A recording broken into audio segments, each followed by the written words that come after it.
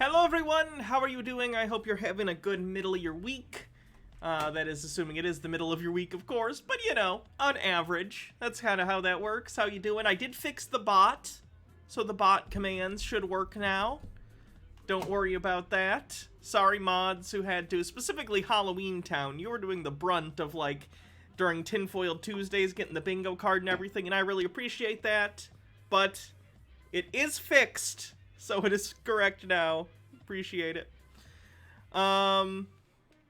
Let's see. Nick with 45-bit says, did you get to see Greg Locke announce she found witches? I actually need to pull that up. I heard about it, and I saw it posted on Twitter, but I never actually watched the clip. It's probably very funny. Altfact, thanks for 4 months, says, wow. And that's it. Let me pull that up real quick. I'm sure it's on Right Wing Watch, so I'll just pull it up. Plus, Right Wing Watch is always fun anyway. We can maybe take a look at some of that. Let's see. Right. If Twitter wants to cooperate. There we go. Right Wing Watch. Let's see where it is. Scrolling, scrolling, scrolling, scrolling. Dang, how long ago did that happen? I feel like it just happened.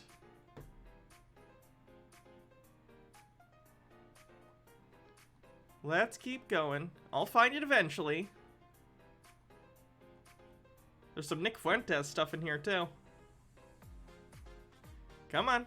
Keep on keeping on. Wow, lots of Nick Fuentes. I'll just find it and then we can watch Right Wing Watch separately. I'm turning that music off. Morok with 100-bit says, my DNA test came back. Turns out I'm 100% anxiety and provolone.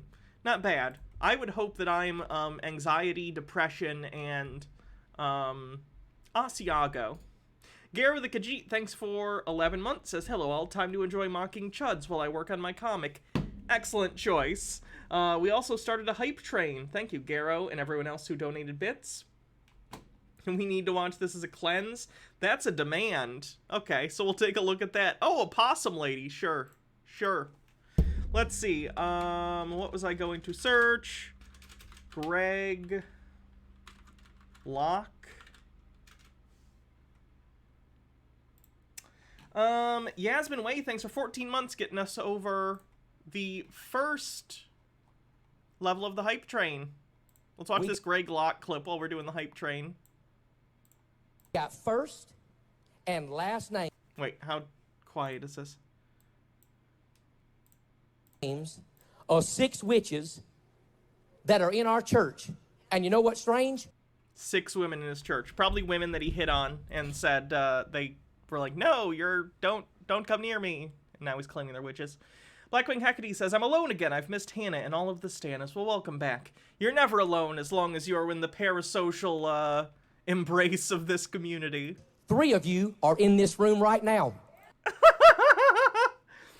Scorptane, thanks for 2 months. I'm gonna restart this just because we gotta get this all in one. We got first and last names of 6 witches that are in our church. And you know what's strange? 3 of you are in this room right now. All right then. What? Blackwing Hecate says, I mean, I got my girlfriend onto a train home. Well, that's good. 3 of you in the room right now. You better look in my eyeballs. We ain't afraid of you, you stinking witch. You devil-worshipping Satanist witch. Oh, good. We're going backwards to the witch trials. That's fun. I mean, I do like that play. What's it called?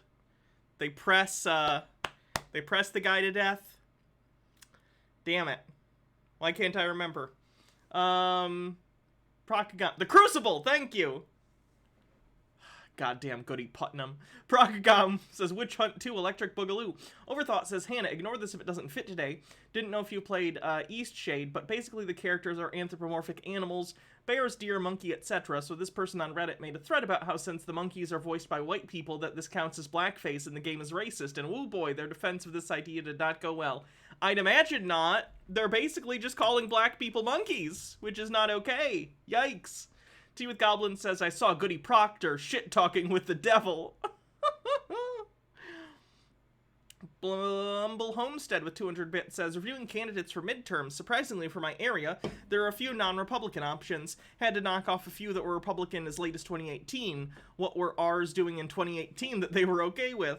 Caller by Emmy with 50 bits says, this is how it sounded when call for an uprising used those old ladies selling called those old ladies selling cookies witches.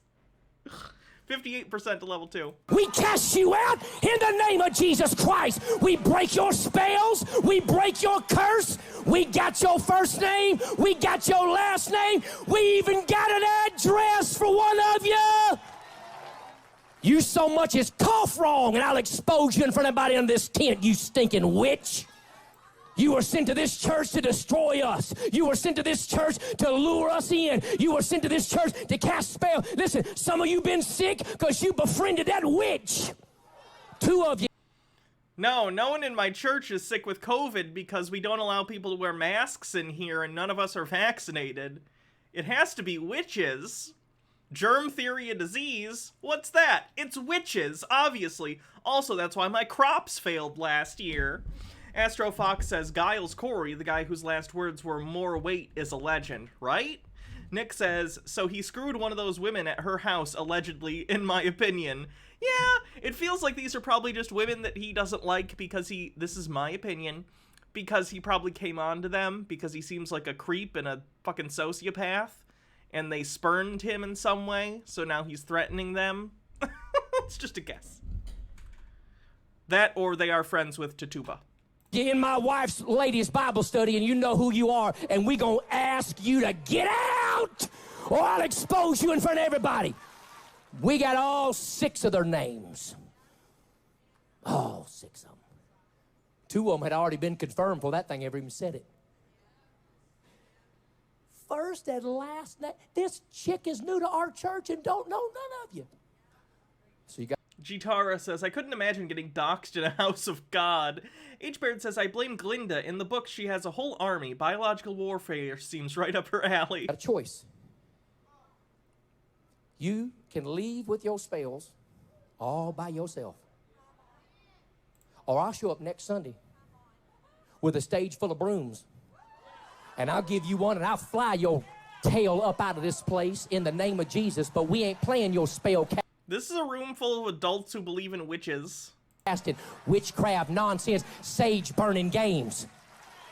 Not the sage! Everybody okay? The witches are like, nope. And your little dog, too. You're out, witch. Well, that's fucking weird. Scary for whoever he's targeting if he's not just making... Like, he could just be making it up out of whole cloth, you know, and just saying it for a thing to say on stage to rile up his audience. But I would guess, based on the kind of person Greg Locke appears to be, in my opinion, it seems like he's probably targeting specific women for some ulterior motive. Which is fucked up, but, you know, what are you gonna do? Let's look at some other right-wing watch stuff, shall we?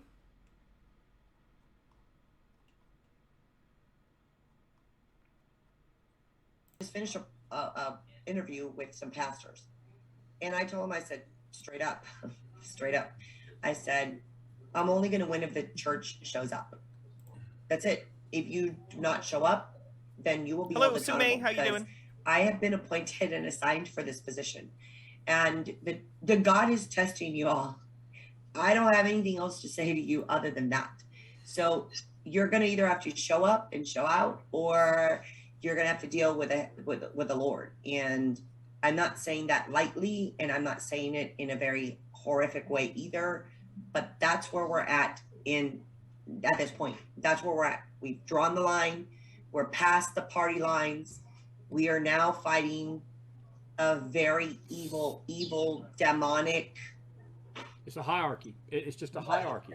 Just evil. Yeah, it is. You're exactly right. You know, Jesus Christ. Trump, if an ex-president can lose the right to be on Twitter, I mean, where are the rest of us? I mean, this is way out of bounds. And you know what? With the Democrats in charge, they're quite happy to see that happen because it fits into their rhetoric and it also fits into their, I'm going to use the word, their conspiracy with the national media.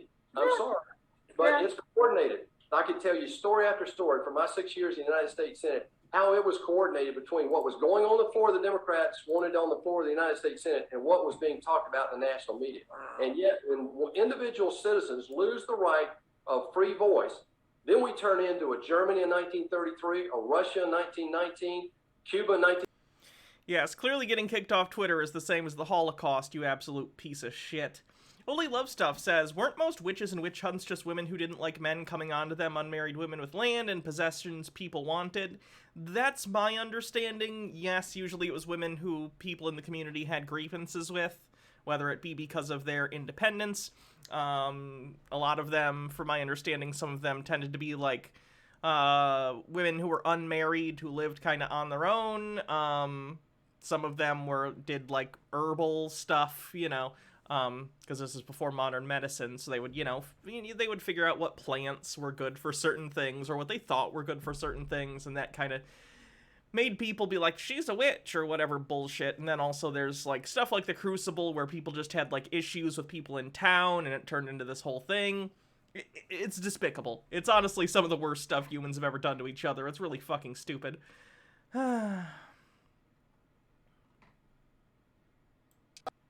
Mike Pence is worse than... Hold on. Mike Pence is worse than Judas Iscariot. Until he made his stupid speech this week, I was holding a place in my heart that perhaps Mike Pence buckled under the pressure. Okay, so what this guy who is a pastor is saying is that Mike Pence, for not trying, he would have failed, but for trying to overturn an election because he didn't try to fraudulently throw out elector votes, he is worse than the man who ratted out his Lord and Savior Jesus Christ. For those who don't know about Christianity, Judas is the guy who was a friend of Jesus, he was one of Jesus's disciples, that told the Romans where they could find Jesus for like 30 pieces of silver or something like that. So he literally ratted out Jesus Christ in Christianity, and that's why Jesus died. And he is saying the man who didn't break the law by trying to overturn a democratic election is worse than the person who aided and abetted in the killing of his Lord and Savior. My goodness, Trumpism is a fucking cult. Tinker Taylor, thanks for 14 months. Poetic Fox, thanks for a whole bunch of biddies. The Lady That Lives Here, thanks for 11 months, says, one more month and it'll be a year. Then I'll have been paying to watch you do what you do, even though I've been watching you before you had a camera. Keep it up. Love you. Thank you very much. Fraggled Rock, thanks for 13 months. And Poetic Fox, thanks for more bits, says, hey, Hannah, I got my life threatened over someone's glasses last night. I don't get paid enough for this shit. Well, that's ridiculous. I'm very sorry you had to deal with that. And he regretted it. He felt bad about it. And he just wanted to go hide his face. That's what Judas Iscariot did. Didn't Judas hang himself? Or is that apocryphal? When Judas betrayed our Lord, Judas disappeared. As a matter of fact, Judas was so sorry for what he did that he gave the money back. In other words, he undid the damage, if you will. He gave the money back. And then he went and killed himself. That's how bad he felt for what he did. But Mike Pence, you're not as good as Judas Iscariot. That sounds like a vague threat. Also, my favorite version of the origin of vampires and where they come from is that Judas was cursed and became the first vampire, which is why crucifixes burn vampires, because they are all in some way created from the original vampire Judas, and it's a hearkening back to the crucifixion. I think that's a fun bit of, like, fake little mythology. Dracula 2000, true. Nick says he wants Mike Pence to Roblox himself. He does. That's fucked up. And I don't like Mike Pence, but, like, Jesus Christ, dude. Because you won't go somewhere and shut your mouth. You will not go and disappear. See, now you're forcing us to call you out. You disappointed us and we were willing to let you go hide your face in shame. But you want to still be a voice when you, sir, are the lowest of the low. And here's why you're low. Not because you buckled, not because you made a mistake, but because you are a liar, and I'm about to prove it to the whole world. That you, sir, you wear the church clothes and you've got the church look, but sir, you are a wolf in sheep's clothing. You have identified yourself this week as a coward and a gaslighter.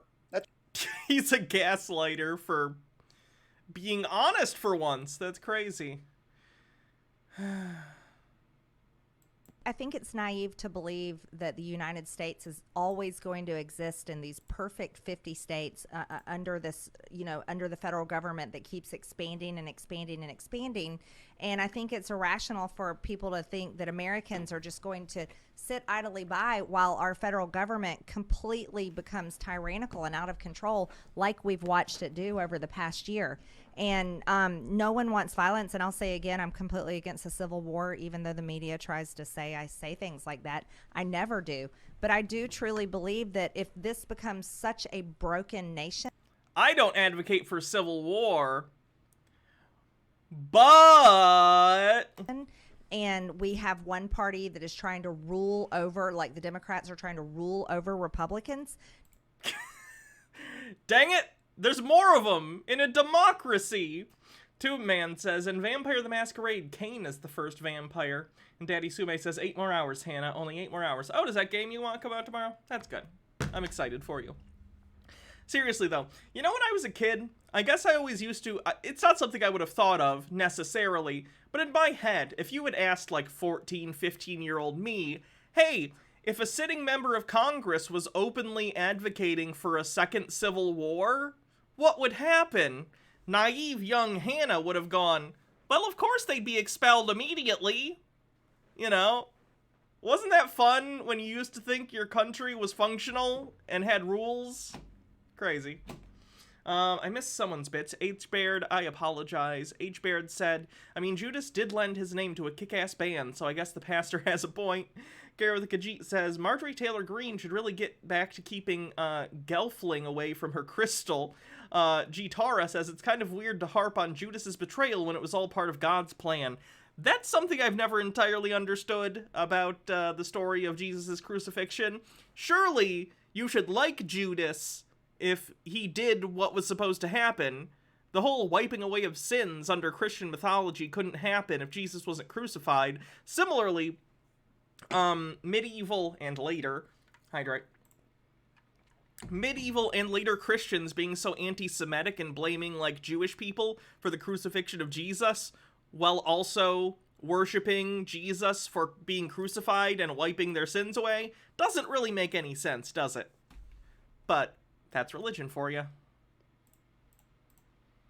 To the point where they are deciding what opinion we are allowed to say, whether we can stay on social media or we have to leave because we're spreading what they claim is misinformation. If they get to a point where they're saying we're going to control your what you're allowed to do with your body and what you have to have injected into your body and you have no choice or say, they're coming to the point where they're saying this is what your children have to be taught, and parents, you have no input or say, and your children essentially belong to the state. No, your children are human beings that do not belong to you. Your children are not objects that anyone owns. Like some people are actually saying out loud, and that's happening in the state of California and elsewhere.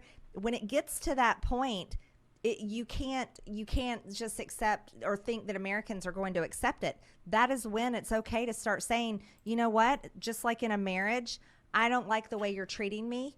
You either have to change. I'm asking you to change, which is what Republicans should be saying to Democrats right now. Stop this behavior. You have to change. We all have to live here together. We should care about our country together. And if you're not, then we need to consider maybe we need to separate. And what does that look like? That would look like a second civil war, which you just said you don't advocate for, but you just advocated for in the same conversation. You said, I don't advocate for civil war, but here are the reasons I advocate for a civil war. Very, very stupid. It doesn't even make sense, because truly there is no such thing as like a blue state and a red state in the modern world. No state is entirely Democratic and no state is entirely Republican. Usually it's along the lines of like rural or urban. High population density centers and low population density centers tend to have different political alignments, and just because they happen to be drawn in a map a certain way within the bounds of a state does not mean everyone in that country wants to go live in dumb fuckistan, whatever they want to call the Republican country they want to make, you know? Pretty dumb. Nick says, friendly reminder that this woman essentially wants Nazis and pedos on Twitter. Stone Corbell says, since people on both sides of the aisle live in every state, how would you separate? There's no clean lines. It would be a nightmare and could only result in war breaking out. Yeah, that's what I'm saying. Does it make any sense if you think for even 5 seconds? Which I guess is a lot to ask out of a sitting member of Congress. Do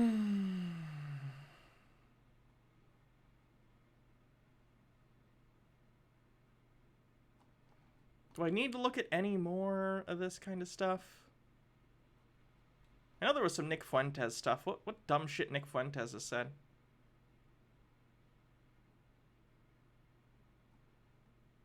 None of them like me anymore. This is Nick talking about people he knew back in school. DM Trey says, hey Hannah, just got up from a nap to finish D&D prep last week. The party fought a zombie Spinosaurus that puked, you guessed it, more zombies. That's pretty cool. And there's a link.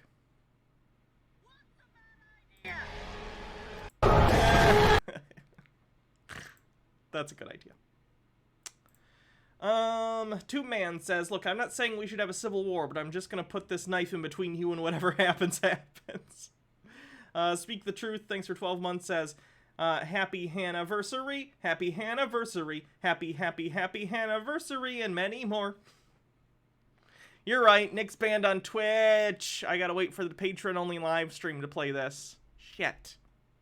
By the way, the patron-only live stream will be this Sunday, the 20th. So if you'd like, go and join the Patreon and you can be part of the patron-only live stream. Because on the patron-only live stream, we are able to look at stuff that is, you know, not allowed on Twitch because we do it on YouTube. So go ahead and become a patron if you'd like. All right, let's be done with that for right now. What's this? Someone sent this. This is just a cleanse. I want to watch this cleanse of Possum Lady. This may be the most important video you will ever see. Are you concerned about the mental health of your opossum? Well, you should be. Clear the deck and prepare to compress.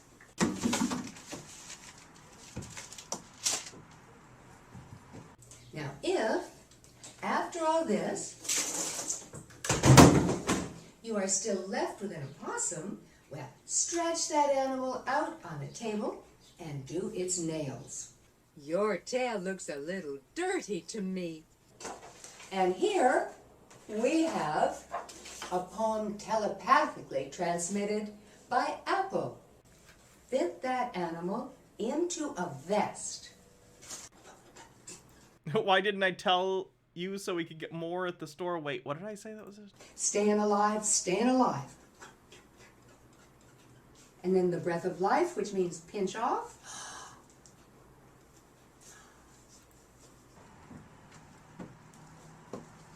This little bitty way.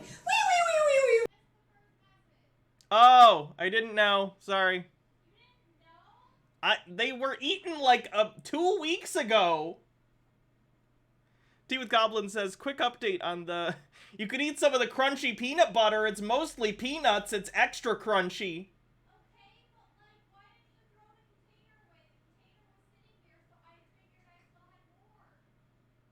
I'm pretty... I don't know. I guess I didn't know I ate it completely. I thought there was still some left. Alright, sorry. Tea with Goblin says, quick update on the carbonara cookers we watched yesterday. Or Canberra cookers we watched yesterday. They've since... Carbonara. They've since scattered and are off licking their wounds. Some of them are looking at buying property out bush and setting up a fun little cooker commune. Yay, also hilarious. Many of them are now reporting flu and fever-like symptoms. Could it be COVID? No, the government was targeting them with secret heat ray weapons. Head desk. Adia Blue says, strong married couple energy screaming from either side of the house. Okay, that's enough Possum Lady. Let's get into the actual stuff. So, as we know from Peter's recent videos, Trump's social media website, Truth Social, is going to go live sometime next month. At least that's the current plan. So I thought it would be worthwhile to take a look at what the site will look like, and also what's allowed on the website, because it's pretty interesting and kind of goes against what Peter is thinking it's going to be, which is always fun, knowing that Peter's going to be disappointed. So let's take a look. In the wake of former President Donald Trump announcing his plans Wednesday to launch a new social media platform called Truth Social, the site's terms of service quickly came under scrutiny. Despite advertising itself as a platform that will give a voice to all, according to a press release, Truth Social's terms of service state that users may not disparage, tarnish, or otherwise harm, in our opinion, us and or the site. So first of all, you're not allowed to criticize the site or anyone who is a part of it. You cannot criticize Donald Trump on the Donald Trump social media site, even though it's a free speech site. Excuse me. In other words, any user who criticizes Trump or the site can be kicked off for the platform. Truth Social did not immediately respond to Time's request for comments clarifying this clause. In a statement included in the press release, sorry, I'm having mush mouth today, Trump said that he created Truth Social and its parent company, Trump Media and Technology Group, to, quote, stand up to the tyranny of big tech. Having been permanently banned from Twitter and suspended from Facebook for at least 2 years following the deadly January 6th insurrection at the U.S. Capitol, reports have swirled for months that Trump intended to start his own social network. Quote, we live in a world where the Taliban has a huge presence on Twitter, yet our favorite American president has been silenced, end quote, he said in his Wednesday statement. I don't think the Taliban has ever successfully gotten people riled up enough on Twitter that they caused American citizens to do a terrorist attack on American soil. Fun fact. Donald Trump. Hydrate. Stone Corbell says, stand up to the tyranny of big tech. Allow us to tyrannize you. But while portraying itself as a refuge for free speech and the first major rival to big tech, which isn't even true in right-wing spheres. Parler existed, Rumble exists, BitChute exists. There are other, like, Gab, I think, is a thing that right-wingers use. Telegram is used by both furries and right-wingers, unfortunately. Let's see. Oh, I missed Sume's thing. What is this? It's lovely talk. I'll watch this later. It's like a minute something long and I missed it. So I'll do it later. So yeah, it's not the first competitor to major social media, which aren't all owned by the same people anyway. Truth Social's terms of service make it clear that the platform not only intends to moderate content, just as Twitter and Facebook do, but reserves the right to remove users for any reason it deems necessary. The terms go on to say that if Truth Social decides to terminate or suspends your account, the platform may also sue you, something that Twitter and Facebook's terms don't say. Quote, in addition to terminating or suspending your account, we reserve the right to take appropriate legal action, including without limitation, pursuing civil, criminal, and injunctive redress, Truth Social's terms state. So not only is it as restrictive as Twitter in terms of its actual TOS, it is more restrictive in the sense that they are preemptively threatening to sue you. Which is nice, you know?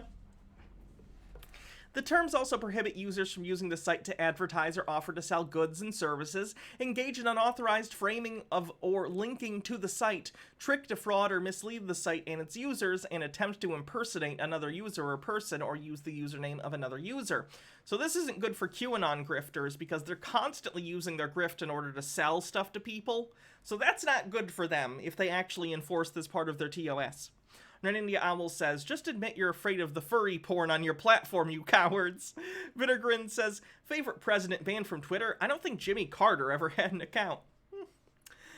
Maybe most notably, the site's list of prohibited activities includes the, quote, excessive use of capital letters, an idiosyncrasy that Trump became known for on Twitter, and that no other major social network specifically bans. Truth Social's terms also contain some sections written in all caps. This feels like an Onion article. It's not, though. This is from Time. So this is going to be a problem, again, if they enforce this. I don't know if you guys have ever talked to right-wingers on Twitter, especially older right-wingers. They really like that all caps button. Or at least don't understand how to turn it off once they turn it on. So, that's good. TubeMan says, it looks like my plan to spam Trump's account with furry smut is out of the window. I ain't trying to get sued. That's the thing. It's game theory. They can't sue us all. They could. But still, I think a lot of people will post furry porn. Additionally, as reported by the Washington Post, Truth Social's terms of service appear to indicate that the platform is hoping to lean on Section 230 of the Communications Decency Act, which shields digital platforms from lawsuits over content posted by their users, in order to protect itself from legal liability. Quote, we are not responsible for any third-party websites accessed through the site or any third-party content posted on, available through, or installed from the site, including the content accuracy, offensiveness, opinions, or reliability terms of state. During his presidency, Trump staunchly criticized Section 230, calling it a, quote, very dangerous and unfair law and saying it should be completely terminated. Again, so Donald Trump didn't like these things on Twitter, didn't like these things on Facebook that protect these platforms and allow them to exist by shielding them from liability of what their users post. But of course, his website uses them because it literally couldn't exist without them. Genius! The Truth Social app will be open to invitees in November and the public in the first quarter of 2022. The release said, however, mere hours after the Wednesday announcement was made, hackers claiming affiliation with the group Anonymous were reportedly able to gain access to a pre-release version of Truth Social and create fake accounts for Trump and his former aide, Steve Bannon. The beta testing site was taken offline. That's when we got the pictures of pig poop balls, pig balls poop. Remember that? Someone made a fake Trump profile on there and posted a picture of a pig with poop on its balls. Anyway, are you curious what this groundbreaking new social media site looks like? Well, we have our first screenshots.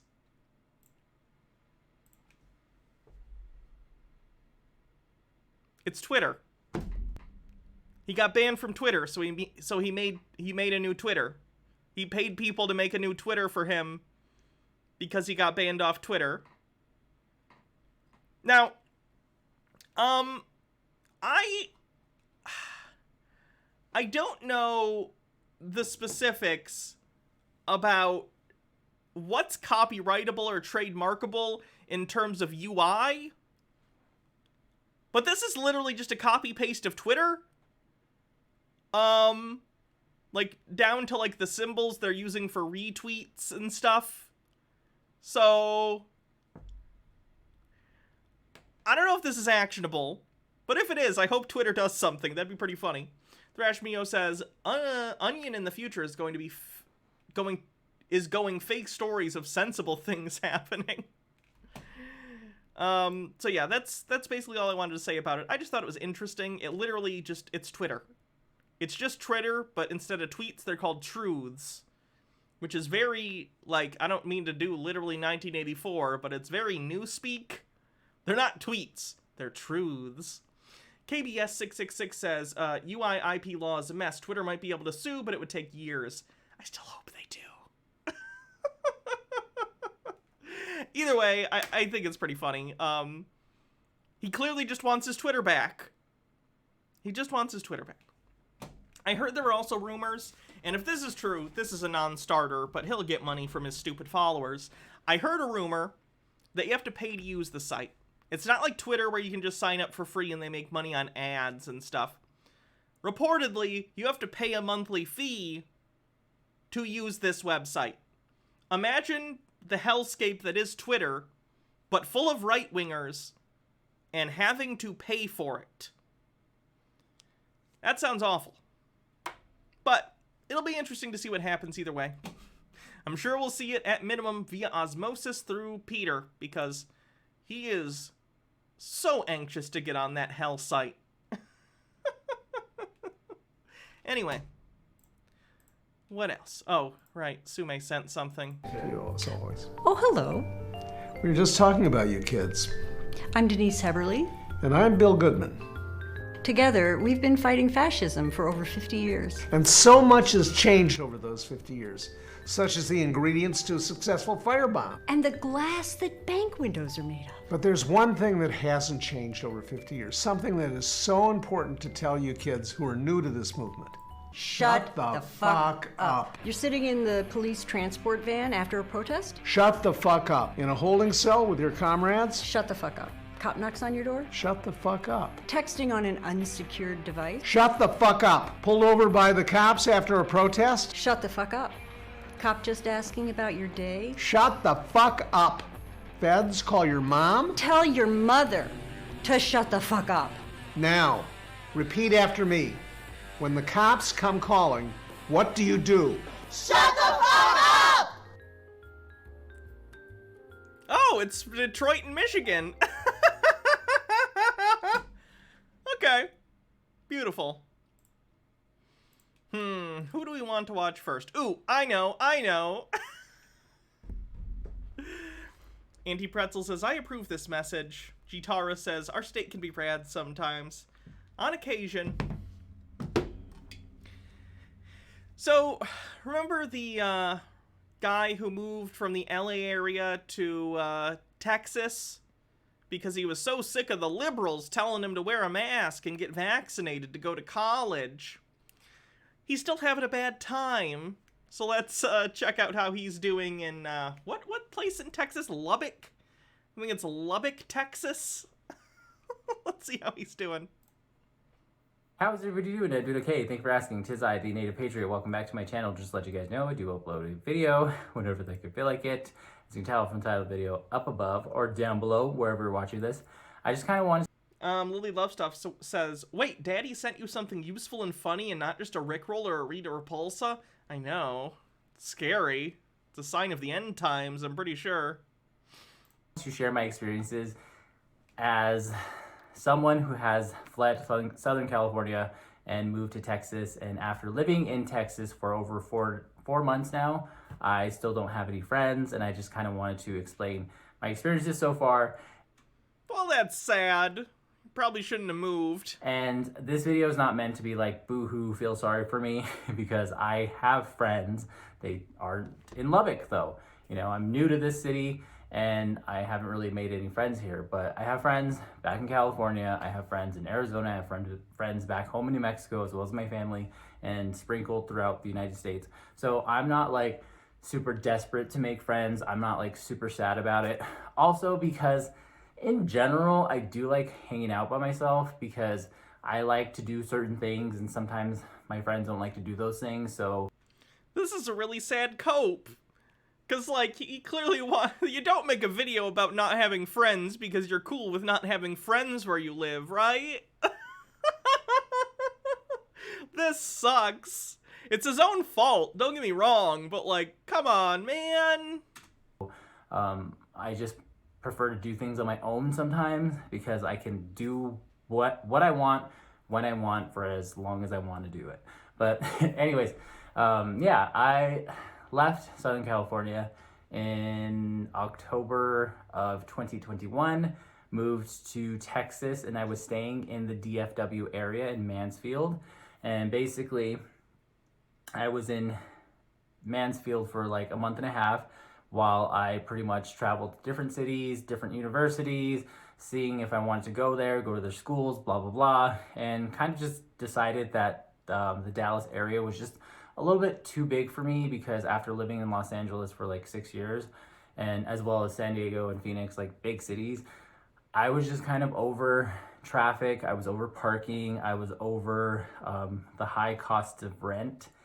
You know, that's funny, because in your videos leaving, you complained about mask mandates and vaccine mandates and all the liberals, and that's why you left, which is funny considering at this point most places are opening up and not really bothering with mask mandates and stuff, which isn't necessarily a good thing, but it is the case nonetheless. So all you would have had to do is wait, like a few months, and you would have still been with your friends. And buy the nicer gay bars, since you've brought up the gay bars multiple times and how they suck in Lubbock. Did I say the frames bit message? I don't think so. Hold on. I don't see one. Was it from you? Because I don't see a bits message from you. I could be wrong, though. Hats off. What would you like me to wear? Oh, Spongy Lord? Oh, I never used to care about this, but Hannah has made it impossible not to notice. No poster frames. True. True. He needs to get some frames for those posters. Mike says, don't weep for the stupid. You'll be crying all day. I guess. Anything is fine? Okay. I'm going easy mode then. I'm doing the horns. Actually, I kind of like the witch hat. Let's do the witch hat. In some of these bigger cities, so decided on West Texas. So I've been in Lubbock for about, so November, December, January. For like 2.5 months-ish, I've been here in Lubbock, so haven't made any friends here either. And that's also because when I moved to Lubbock, I didn't have a job. I had to prepay my rent for the lease that I'm in right now in this apartment. And so usually how you meet friends is either through school or work. And I didn't start school until like a month ago, and I started a job finally like maybe a month ago, but I did not. Reminder that someone tried to befriend him and he said no. Oh yeah, he did tweet about that. There's this young emo girl that happens to be in 2 of my classes at school, and she keeps trying to befriend me and call me ageist. And call me ageist, but I have nothing in common enough because I'm an old ass bitch, and I don't want to be friends. Sorry. I have nothing in common enough to want to be friends with some 20-something-year-old girls. I'm grown, sweetie. Yeah, someone even tried. What an asshole. Like, I get it. Like, if I, like, let's assume a similar age difference. Like, if someone who was, like, 19 came up to me and was, like, talking or whatever, would I have a ton in common with them? Not necessarily, but I'd at least, like, try and converse with them, like, platonically. Like, what's wrong with that? There's nothing wrong with having friends, you weirdo. Like the job, it had like a weird vibe, and it's just not what I was into. So I quit that job, and I recently started another one, and I like it way more than the other one. Although the other job... Yeah, Baha says, I had friends who were in their 40s and 50s in undergrad. Same. Like, when I worked at McDonald's and stuff back, like, 10 years ago, I was in, like, high school or college, you know, because I worked at McDonald's in Culver's for a while. And at both of those places, there were people there who were, like, decades older than me. There was a woman in her 50s, and we talked and stuff. Like, part of life is, like, getting to know people. Isn't Jake older? He's 6 years older, so he's a little older, not by a ton. But, like, it's just very strange to me. I probably could have made a little bit more money. This guy feels like a choosing beggar. It's just, you know, sometimes money isn't everything, you know, and to some people, whatever. But I like what I do a lot better right now. And so I haven't been at this new job long enough to really socialize with people, because what I do... You thought he was 7 years older? Nope, 6. You're just busy all the time, so there's not really any downtime to start talking to people. And kind of when you do, like... It's actually like 5.5 or so, something like that, but...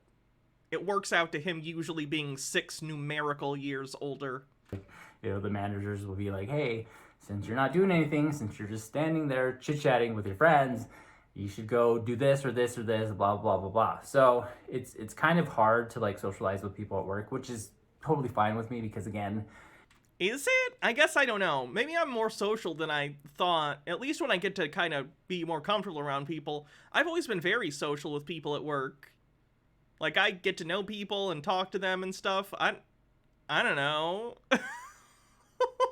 Even at places where we ostensibly weren't supposed to, you know, spend a lot of time talking, you still do. What? You know, when you're just busy all the time, it makes the shift go by so fast. But, yeah, I've been here in Texas in general, over 4.5 months, and still haven't made any friends. I know eventually those things will happen. And the classes that I'm in, it's just the people are totally different. And maybe there's a little part of me that's a little stuck up and a little snobby, but... You don't say. The people are just completely different, and I'm still trying to... At Amazon, it's impossible to be social. You could literally get written up. Well, yeah, that's Amazon. It's a hell world. Don't work at Amazon. I say from Twitter, owned by Jeff fucking Bezos. get used. Owned by Amazon. To, I don't think he's the CEO, but he's still the majority stakeholder probably, or a majority stakeholder, whatever. The differences in culture and the differences. Twitch, sorry, did I say Twitter? I always do that. And people, they say that like people here in Lubbock are known to be super friendly, but in my experiences so far, honestly, no hate to Lubbock and people here. Like there are some really, really nice people here, but there's also a lot of indifferent people. So like, yeah, it's just completely different. Yeah, babbling. It's almost been 5 minutes, but anyways, I guess I don't even understand what this guy wants, if I'm being honest. He didn't like LA because of the liberals and because of all that stuff. He doesn't like it here because he still complained about too many liberals being at his college. Like, yeah, it's a college. He doesn't like people coming up to him who are too young, in his opinion, to be friends with. He doesn't like the gay bars. What does he want? It sounds like he just wants LA again, but not with left-leaning people. He wants to live in LA, but with chuds. Not gonna happen. You can't have them. They're mutually exclusive. The reason LA is such a thriving city is because it's relatively liberal. Lily Lovestuff says, I'm well liked at my job, even working remotely, everyone loves me, and they're upset I refuse to talk to any of them outside of work. Tea with Goblins says, I'm an elder millennial and I find the you to be strange and perplexing. What is a poggers? How does one eat? Nonetheless, it's cool to have friends from different generations because I don't want to get up to end up being middle-aged and so out of touch with the way the world is changing that I only ever dismiss or patronize younger people. If more boomers actually listen to their kids, we might have a few less CC types in the world. I agree. Hydrate. I'm gonna stop there. I have so much to do today on my day off. I need to go to the gym. I need to wash my dishes, blah, blah, blah, blah, blah. And I will talk to you guys later. Bye. This has been a really interesting saga for me to follow, just because it's such a right-wing meme at this point that, like, oh, all the sensible right-wingers are moving out of the liberal hellholes like California and moving to sensible states like Texas. And here's a guy that we actually have him documenting himself doing this. Living the fucking meme. And he clearly hates it. He hates it. And I love it a little bit. So, thanks for the entertainment, Native Patriot. See you next time for you to complain about whatever else you're going to complain about.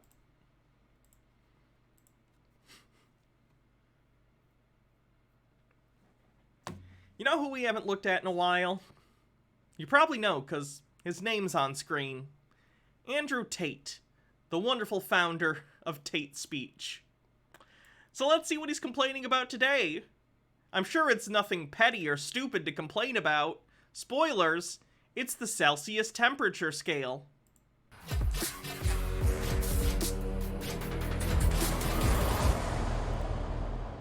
Been a while, hasn't it, Luke? It has. I don't know what I should talk about. My boat's called Big Daddy. Maybe we're on the wrong boat. We might be. Buy it? Might have to call my boat Bigger Daddy. Biggest Daddy. Shit. And then if a boat comes along that's physically bigger, it doesn't matter. Mine's the biggest daddy. So what should we talk about, Luke? Shall we talk about the correct way to count using your fingers, or why Fahrenheit's better than Celsius? Why Fahrenheit's better than Celsius? Because it is. Do you agree? He's really running out of things to talk about to grift people into giving him thousands of dollars, isn't he? Wonder how he's doing. Bitcoin's like way down relative to what it was at like a year ago. It's actually rebounding a little bit. Let me see what's it's at right now. Oh god, what is that spike? Someone bought a whole shit ton of Bitcoin. But it's been kind of trending downwards a little bit, at least from its peak. It's creeping back up, but you know how Bitcoin is, incredibly volatile. Tate has a lot of his investments in Bitcoin, to my understanding, so I'm wondering how he's been feeling. Is it? So you're an American, right? So you should be on Team Fahrenheit, but you're probably on Team Celsius because you're a little fucking dork. Celsius is garbage. Let me tell you why Celsius is garbage. I'm gonna sit down for this. I sit in the sun. Let me sit in the sun and tell you why. Fahrenheit is the best way to measure the temperature. Why don't scientists use it? Scientists! What the fuck was that? Nick says, I agree. Team Kelvin. Lily Love Stuff says, wait, am I about to agree with Tate on something? F Celsius. It's way worse for telling temperature. I agree with metric for measuring weights and length, but for temp, it is ass, and I will die on this hill. I'm not trying to start a goddamn Celsius v Fahrenheit debate in the chat. I just want to laugh at Tate. Princess Amelia says, how would we ever cope using just Celsius? Bitch, I was taught to use Celsius and only Celsius since the day I could speak, to the point that I only think in Celsius and have never once missed not being able to think in Fahrenheit. Scientists use Kelvin, dumbass. Thought you were smart. I would imagine it's depending on what they're doing. I don't know that for a fact. Baja, can you confirm or deny? Do you ever use Celsius? Chaos for Now says Fahrenheit is better for weather. Celsius. Baja says she only uses Celsius, and she is a scientist, so... Surprise, Tate doesn't know what the fuck he's talking about. Chaos for Now says Fahrenheit is better for weather, Celsius is better for cooking, Kelvin is better for science. There is no best. Scientists don't measure anything in Celsius, they measure things in Kelvin. She just said she only uses Celsius, so Tate is objectively wrong. Adia Blue says, Rankine or bust? I don't get that joke. So you can take the whole science argument out of this. I knew you were going to rebut with some science crap. And I already had your answer. The answer's fucking Kelvin. She says she's never met anyone other than a physicist who uses Kelvin. So there's that. Celsius is a fucking tag-along. Celsius is a wannabe. Because what happens is the metric system makes sense. Kilograms make sense. Kilometers make sense. So because the whole metric system makes sense, we go with the metric temperature, right? Celsius, but it's a tag. Isn't the entire basis of Celsius that 0 is freezing and 100 is boiling? Isn't that the point? Tag along, because there's something very, very important about temperature, which isn't the same for weight. And then it's just like increments in 100 between the two. Or for distance. You measure the weight of lots of different things, and you measure the distances of many different things. What, besides the weather, do you ever measure the temperature of in your life? Cooking. Ever. When's the last time, when it wasn't weather related, you thought, I need to know the temperature of this? Cooking. Cooking. The temperature in my house. The temperature of water before you, like, get in a shower or something. What? Lily Love Stuff says, I'm so angry that I agree with Tate. GDI, I'm angry now. Fucking never. You never do. And Hannah doesn't cook. I'll have you know, I preheat an oven and put food inside of it. When scientists need to know, they use what? Temperature of your CPU and GPU. Yeah, people do that. Kelvin. Kelvin. If you're growing... This is, of course, not any experience I've ever had in my life back in my early 20s. Because why would I ever know this? If you're growing mushrooms in your house and you need to keep an eye on their humidity and temperature level at all times, then you need to know that stuff. Correct.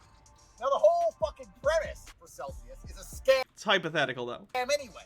Because they say, oh, but water freezes at 0 and boils at 100. No, it doesn't. Fish and reptile care. That's a good one. That's a fucking lie. You know why that's a lie?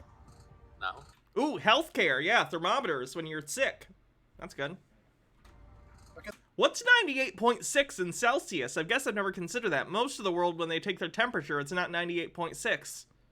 What's the 98.6 of Celsius? That's only true at sea level. What's the altitude of Dubai?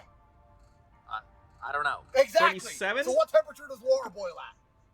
I don't know. You don't know. In Fahrenheit, about 212. Yes, it's going to vary somewhat around your altitude, but 212 is a pretty good guess. Unless you're living in a really high elevation area. 212 or 100 degrees Celsius, good guess. Bolter Dash says, well, just looked into it and scientists give precedence to Celsius scale over Fahrenheit scale. Unshockingly. So it's a fucking lie again. You don't know when water freezes. You don't know where water boils. Celsius hasn't fucking... By the way, like, if I'm boiling pasta or something, the fact that it is physically boiling or not is not really relevant to the fact that I'm trying to get it to that temperature. Like, let's say you're cooking pasta and you're trying to, you know, whatever.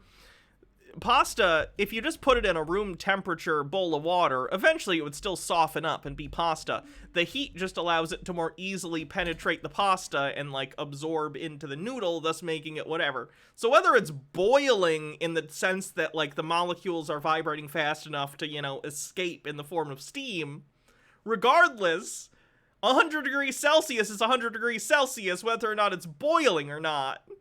The boiling is just a visual indicator, but you could, like, use a thermometer.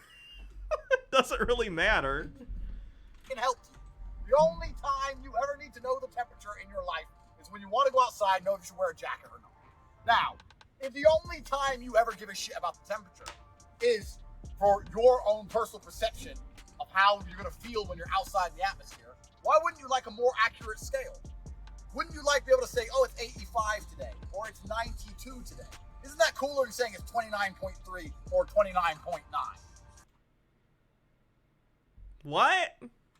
True or false? Okay, true. True. So if you only care about the temperature for yourself, then with Celsius, you have between 0 and 30 degrees, which is the temperature outside, and you have 70 degrees up until water boils that you never ever use. When's the last time you said, oh, 54 degrees Celsius? I mean, I'm American, so I don't, just because I was taught Fahrenheit, and every device I have uses Fahrenheit, though I guess I could switch it. And now I just want to switch it, just because fuck Tate, but I'm not that petty. But I wouldn't care if everything was in Celsius. That'd be fine.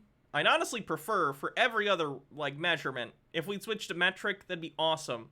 You know how big of a pain it is to be like, how many cups are in a quart? I don't know. I gotta fucking Google it. H. Baird says, 0 degrees Fahrenheit is the freezing point of an ammonium chloride brine, and 100 was Fahrenheit's wife's body temperature. That's why Fahrenheit is more useful for everyday things. It's true, never. Never! So it's a fucking scam. And if Why is he getting angry about this? I don't know. He's got nothing else to talk about. And I have nothing better to do than to watch him talk about this useless thing, so... kilometers and fucking meters and all this other crap wasn't so useful, no one would even use it. It's just a tag along. Fahrenheit makes more sense. To talk about Celsius Fahrenheit. Okay. And I brought my ice cream because I wanted to. Okay. I'm stealing your peanut butter since you stole my nuts. That's fine. You can steal my nuts. Princess Amelia says, the lack of precision for Celsius, given that each degree is about twice as big as with Fahrenheit, is also given as a major downside to Celsius, and no, just no. Another thing I've never missed, when 11 Celsius for today is precise enough for me. This isn't just crunchy, it's extra crunchy. So this has got to be like 60% just nuts. I'm gonna just do this. Oh God, no. Oh God, no. That's too much. Oh, that physically hurt me. So something interesting, because I'm a scientist and also an American. So that's good. That's good shit. I grew up obviously being taught Fahrenheit, and I know vaguely in middle school we were taught Celsius a little bit, but yeah, that's a good point. I shouldn't have done that on stream. My mouth is going to be smackier than anything. No, I like peanut butter. I just not spoonfuls of it. Honestly, I don't think I talk about peanut butter as much as cheese on stream, because I'm a big fan of cheese. If I didn't like cheese, it'd be peanut butter. Cheese, peanut butter. They're pretty close. You're very cute. Thank you. Hydrate. Anyway, I learned Celsius and stuff in undergrad, like thoroughly learned it as a scientist, and they kind of don't communicate with each other in my brain. Like, I spend 50% of my time thinking in Celsius and 50% of the time thinking in Fahrenheit, and they don't cross paths. It's very strange. Like, I can do the conversions in my head normally because I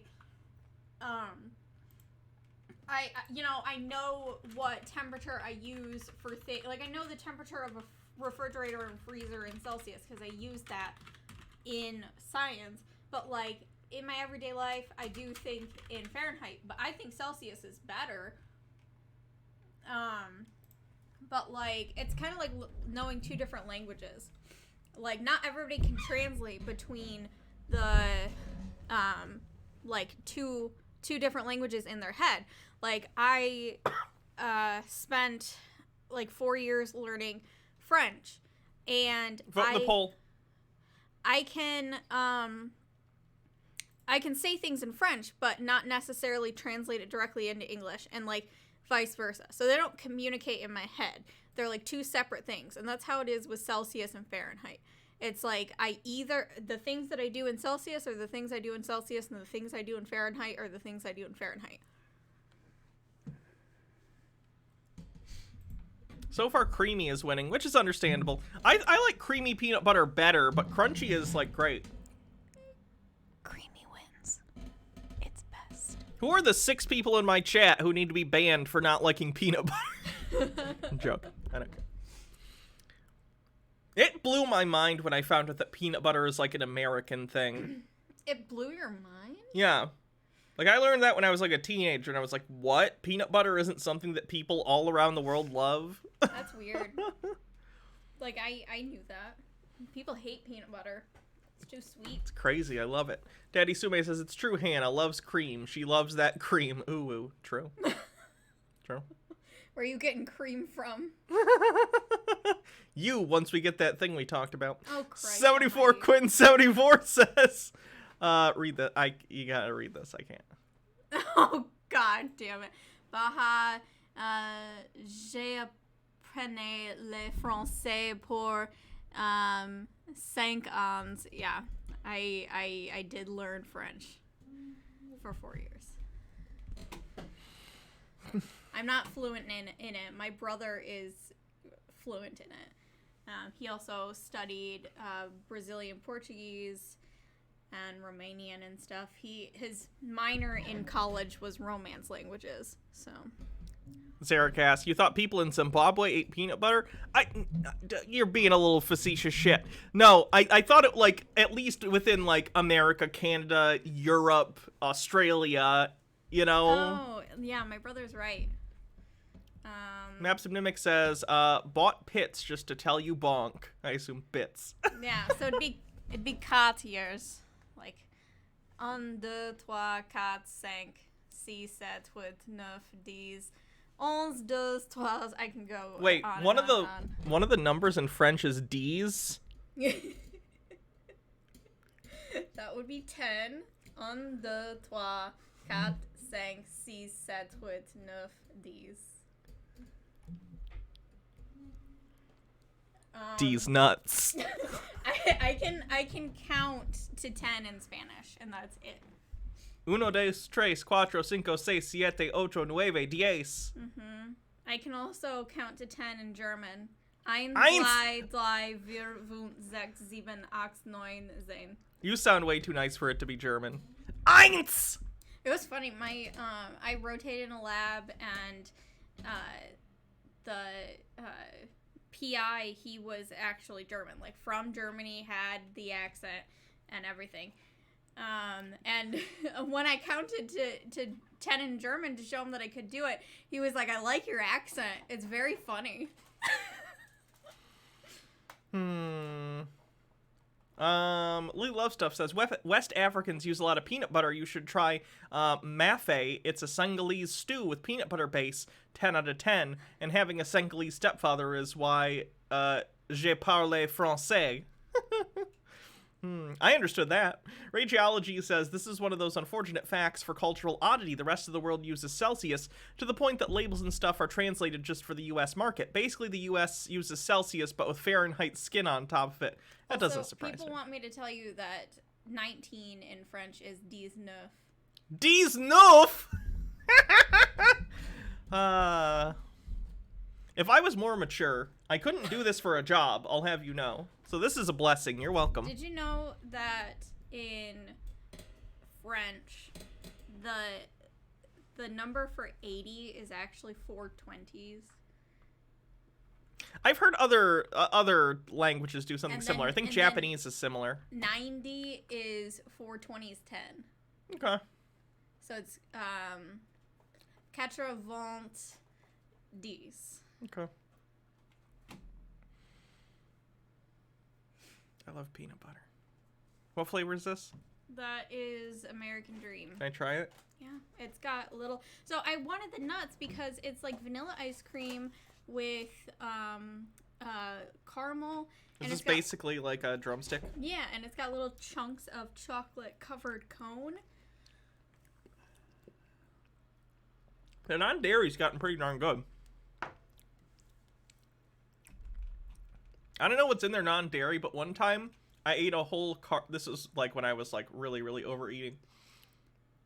One time I ate a whole carton of their non-dairy ice cream, and I had like the most solid, satisfying, cleanest shit of my life the next day. Well, I wish that for you today. Oh, thank you. Tea with Goblin says, an English cat and a French cat have a swimming race. The English cat says 1, 2, 3 and dives in. The French cat says 1, 2, 3. You gotta read it. 1, 2, 3. 1, 2, 3 and dives in. Who won? The English cat, because the 1, 2, 3, 4, 5. No. The English cat, because the 1, 2, 3 cat sank. Oh. Yeah. It's a pun. Mm-hmm. How do you say pun in French? Oh, I don't know. I know how to say epic fail. Okay. Rate epique. I know how to say super cool as well. Super cool.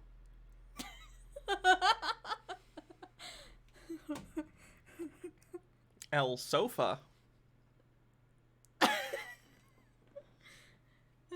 Forget French. Swedish is the true language of love. Oh, God. I'm going to be switching to English just a little Swedish just a little bit every now and Hannah, again. What is the Swede of spank me, daddy? Smiska me, papa. No! What? Why did I do that? Okay. I didn't need to do it in that voice, but I did. Here, take the peanut butter too, or else I'll eat the whole jar. I'm going to be switching to English I'm just a already little fat. Swedish just a little bit every now and again. What is the Swede of spank me, daddy? Smiska me, papa. No! Why Watch did out, I do Oliver's coming that? for the peanut butter.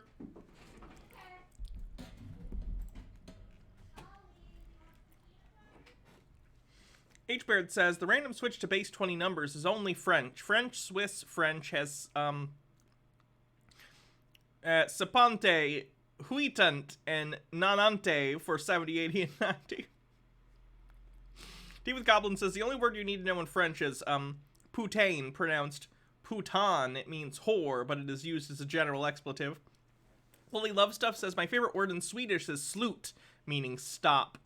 Mike Mack says, translate these words in French. 50-10 Hull. She's already gone. Stromboli says, chinga tu puta madre is how you say you want to speak Mexican politics. Okay. Makes more sense out here in the world. It gives you a more accurate representation. It's 98 degrees today. It's 72 degrees today. It's better than it was 29, 26. Lame. The other argument is, I'll do you come to the science one. The other argument is the cold thing. People go, okay, well, Andrew, that makes a lot of sense. What about when it's cold? Because when it's cold with Celsius, it's 0 degrees when water freezes. And with Fahrenheit, it's 32 degrees. But let me ask you once again. We're talking about scales, right? And we're using a scale in which we perceive the atmosphere. That's the only thing we care about the temperature for, and we all accept that. Why would you have a scale in which you need minus numbers and go off the scale? See, with Fahrenheit, you can say it's 32 degrees outside. It still goes negative in Fahrenheit. I live in Michigan. We get negative days all the time in winter. What are you talking about? Oh, that's cold. Oh, it's 15 degrees outside. That's really cold. But it's never going to get to really minus, is it? It's never going to be. It might be like 4 degrees. What are you talking about? Too much which is minus in the Celsius I know, I gotta world, I but gotta the get a Fahrenheit thing world, up here we just where I know it's can very, very cold. throw them. Why are you going to have a scale which goes from 0 to 100? The top 70 you're never going to Take them downstairs. use. The 0 to 30 you're going to use, but then if it gets cold, you have to go off the scale. Does that make sense to you, Lou? You're making good arguments. So It's can a you good point. agree that Fahrenheit makes more sense Fahrenheit. than Celsius? When's the last time you took the temperature of anything ever? It's true only for the weather. So I'm right. So Fahrenheit's better than Celsius. Do we now agree? I think I agree. No, you have convinced me. I convinced you. Fahrenheit's the best. Woo! Right, we're going to Cheyenne. Hire the boat. Nice. Get the fuck out of here. Yeah. This is what being so rich you don't have to actually do anything productive does to your fucking brain. Speedy Yoshi, thanks for 12 months. Happy anniversary. Says, 12 months, bitches. I have nothing to say. Just look at this peanut butter. Oh, I've had it. It's delicious. It is delicious. We've both had it. It's really good. Straight up, literally just Reese's peanut butter cup. Reese's? Reese's? Reese's. Oh my god. The wedding's off. Okay. I mean, you already put a deposit on everything. Shit. So. Okay, well, never mind. You either marry me or you wasted money. That's true. Garrett the Gajit says, Tate is so angry about this, a woman must have told him she liked Celsius more. Rachology says, can you imagine being on a date with this crushing bore? He doesn't go on dates. He's a client, if I had to guess. Princess Amelia says, this is just a man trying to portray his emotional attachments to systems of measurement as objective fact. Yeah, true. Beauty and the Beast, is this the Jean Cocteau version? Yep, Jean Cocteau. That's pretty famous. Are you famous? I am not. This film is. I wasn't trying to show you something. I was just setting my phone down. What did we want to watch?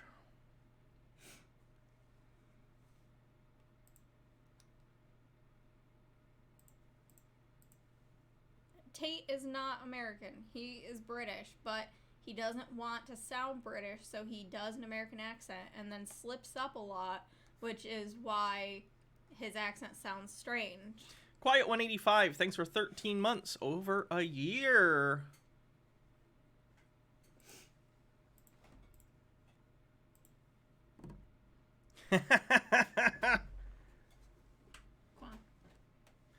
Will you watch this libertarian cartoon with me? Are you proposing to me? Yeah.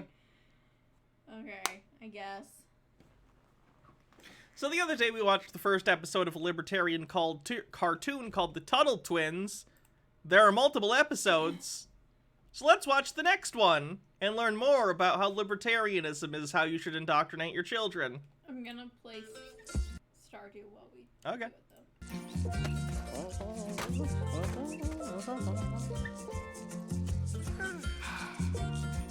The first one was about taxes. I have no idea what this episode's about.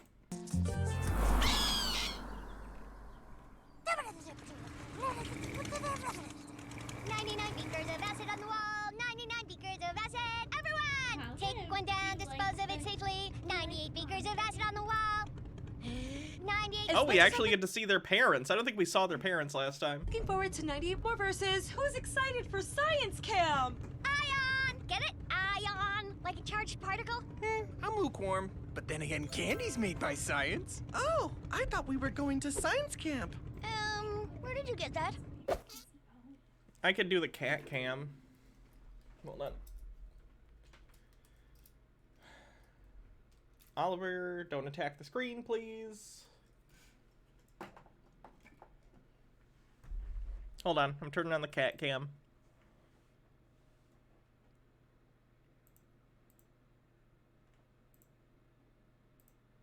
There he is. Don't judge my Coke cans. I know there are too many. I'm going to clean them up.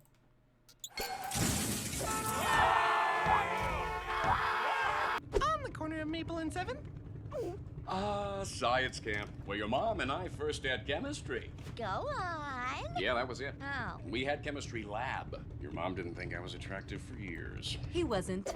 But he sure is now. Oh, okay. Speaking of anything else. What is that effect they used for the blush? Oh my god.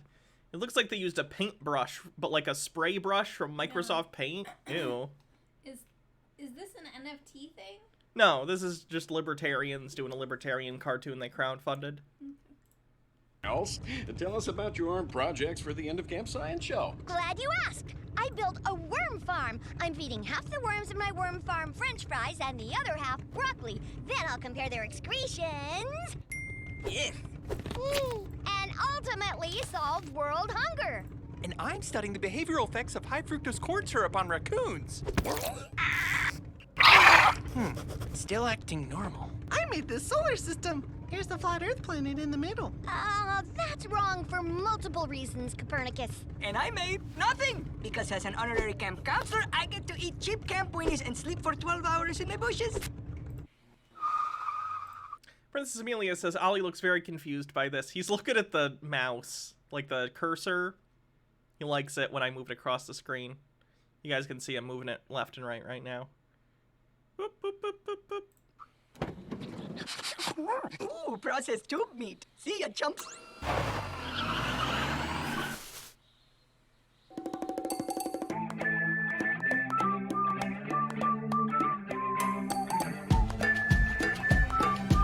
Is this supposed to be funny? It is, yeah. Unfortunate, right? Garrett the Khajiit with a link. Sure. Wait, let's watch the lip sync, okay?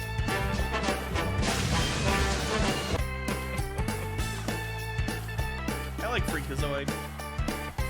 Freakazoid is on Blu-ray, is it? That'd be a good pickup sometime.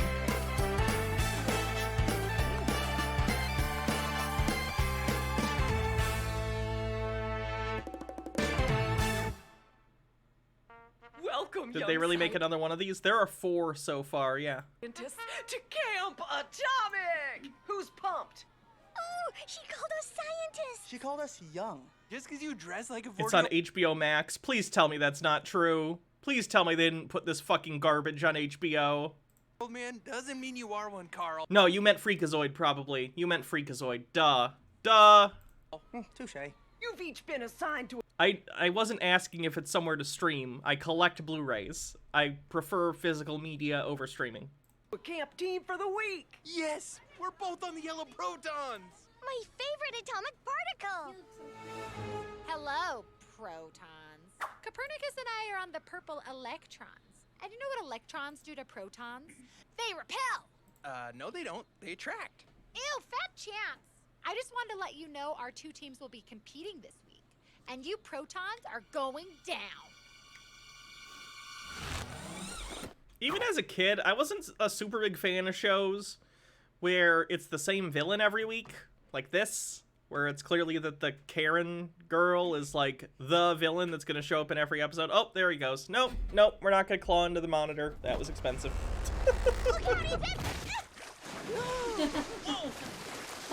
Ollie trying to buy me off. True. Oopsie, did I do that? Come on, Copernicus. I love blindly following authority. She's the worst. And I just got my pants pressed. We are not gonna let Corinne ruin my science camp. Tonight, we get even. Ooh, I love morally ambiguous Emily. This is really bad. Yeah.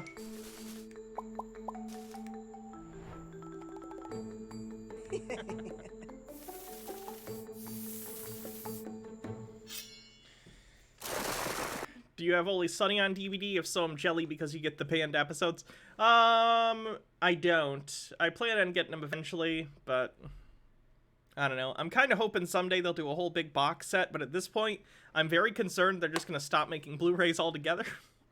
So I might just have to pick up them on eBay at some point. Bolter Dash with a link to something. Oh, Freakazoid on DVD. Not worth it for DVD. Oh, Ollie knocked over the camera. He says, I don't want to be filmed. Mm-hmm. Too bad. You're my property, Oliver. Ooh. Ashibu says, the whole show feels very lazy. Lazy villain, lazy script, lazy jokes, even a lazy theme song. Makes sense that it's made by people with lazily thought out political philosophy. You got Power Rangers Time Force on DVD recently. I have like the first 20 or so seasons on DVD. Jesus, Ollie, stop. Ah. He says, you cannot stop me. The old baking soda and Hey, ketchup gingerbread trick. cat. That's for the squirrels. Gee, thanks. You're welcome. No, Napoleon, warm apart, don't!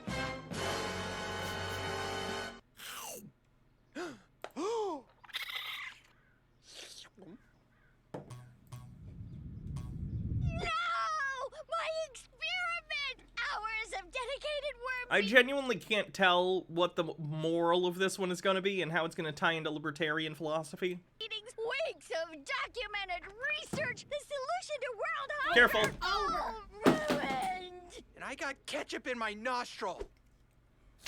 This means war. Oops. Double oops. Triple oops.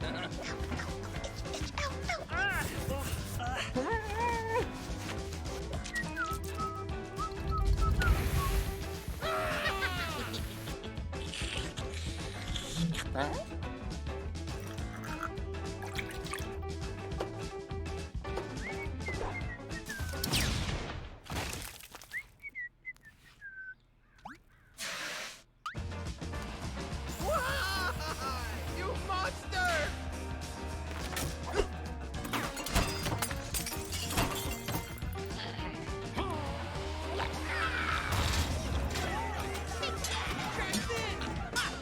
What are we gonna do to get revenge next? Grandma Gabby, why were you in there? The call of the wild. Sue me. I like to read good books in the bushes. Science. Haha, you thought she was pooping, but she was reading a book. Jitara says, honestly, it's a shame. This cartoon seems like it could be alright if the production quality wasn't so half-assed and it wasn't made by libertarians. It feels like it's a less good ripoff of Gravity Falls to me. Yes, that's exactly what it feels like. This scientist, what is happening? Oh, I hate getting in trouble. And I hate processed tube meat. Oh no, want a scram? My friend's making fruit salad. Yeah, but they'll see us. Everyone look, it's Nikola Tesla with a time machine. You rat. Grab on! So they're gonna use her time machine now for no reason? Okay, cool.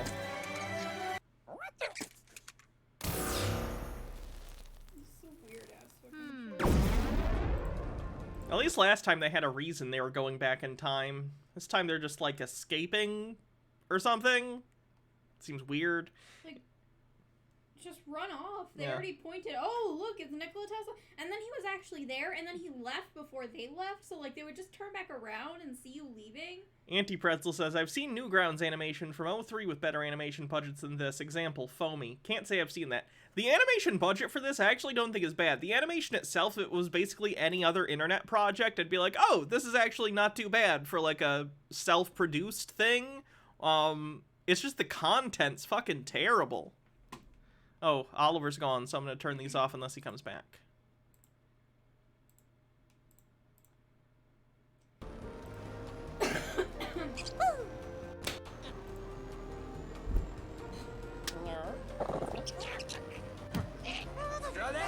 No slapping while driving. Rodent!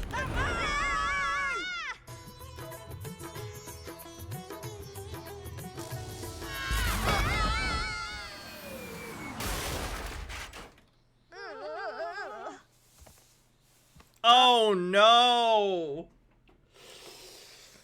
This probably isn't gonna be good. Is this a good time to... Yeah, we'll just watch it. Gabby! My hot man, Gandhi. Is this a good time to bring up the fact that Gandhi used to sleep with underage girls in order to test his resolve? Wait, did you actually not know that? No. I thought that was a really known fun fact. I did not know that. What the fuck does that mean? Gandhi used to sleep with underage girls every night in order to test his... Oh, you mean actually sleep with them, not Yeah. like... to sleep at night with them in order to, That's fucking disgusting, but not as disgusting as what I thought you meant. Yeah. It's pronounced Mahatma, but I get the joke. Kid! Did he call himself Mahatma? Doesn't Mahatma mean, like, holy man? Like, Mahatma Gandhi is sort of like saying Jesus Christ, right? Not in the divine way, but in the he's a holy man way. I don't know if he would have called himself Mahatma. This is Gandhi, Oh yeah, they'd sleep naked, I believe. If that makes it worse again. It does make it worse. great Indian leader who led his Yeah, literally means great soul. people to independence from the British. Gandhi. Oh yeah, the terrible thing with his wife. If I remember correctly, and correct me if I'm wrong, I'm pretty sure... And by the way, like, at the end of the day, the whole passive resistance thing, still cool, you know? I'm not knocking that just because he was a person who did some fucked up shit. Wait, can you, like, pause this, like, mute this for a second?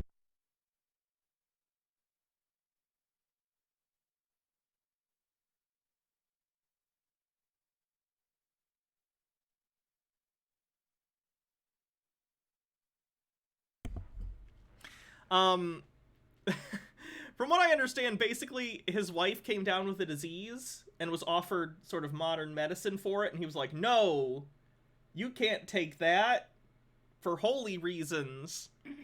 And she died. And then he got the same disease. And he took the medicine. Oh, God. Anyway. These are my grandkids. I claim them as dependents on my taxes. Ah, wonderful to meet you. And you're right, Gabby. One of them is cuter than the other. Did she just admit to tax fraud? Yes. She just said she claims her grandchildren who have parents who raise them as dependents on her taxes. Yikes. Huh? I'm sure you kids have lots of questions for Gandhi. But that's not why we're here, so shh. Gandhi's real claim to fame is his fruit salad, and it's Fruit Salad Friday! Well, my fruit salad is amazing. However, I am fasting. Oh, Fasting Friday. Yeah, that's the worst alliteration. Excuse me while I barbecue. Ah, new students. One of you could be the Gandhi of rodents.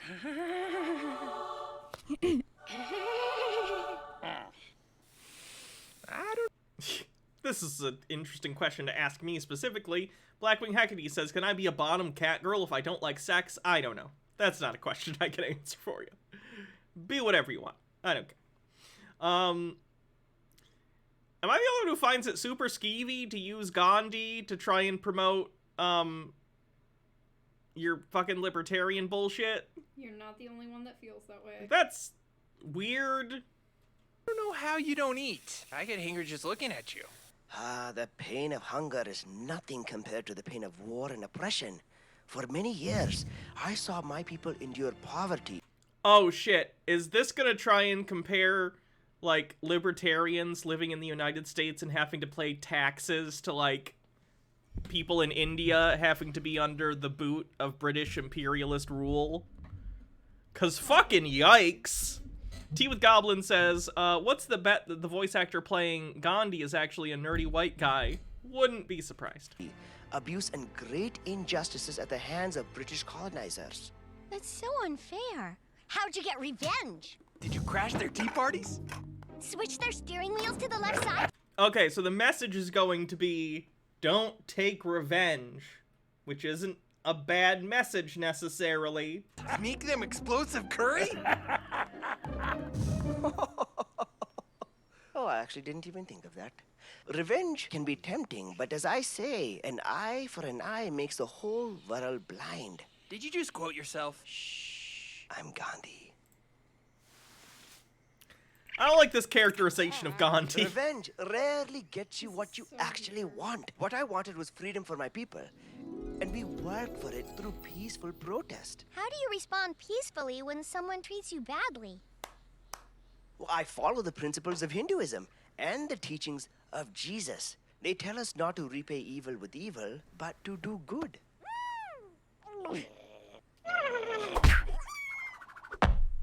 In fact, all major religions have their own version of this truth. Hinduism, Christianity, Judaism, Islam, Buddhism, some call it the Golden Rule.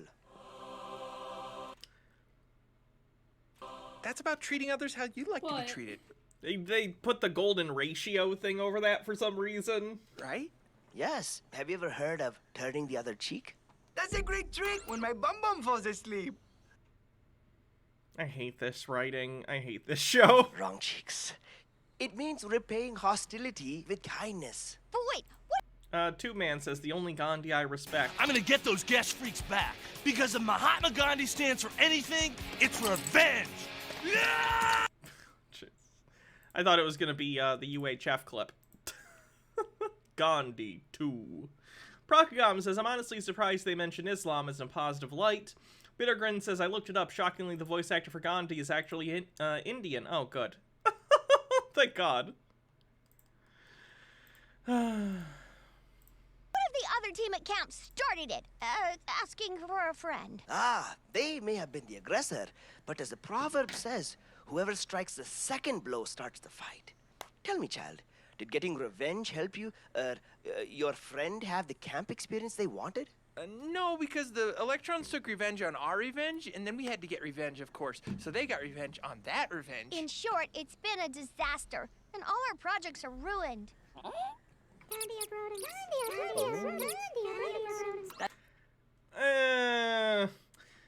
Princess Amelia says, I have to think the taking revenge is bad message would be better taught with Nelson Mandela, but surprising amounts of right-wing Americans still think of Mandela as a terrorist. Also, doing his voice would be harder. So, Rageology said, also he said nice things about socialism, so they can't put him in this show.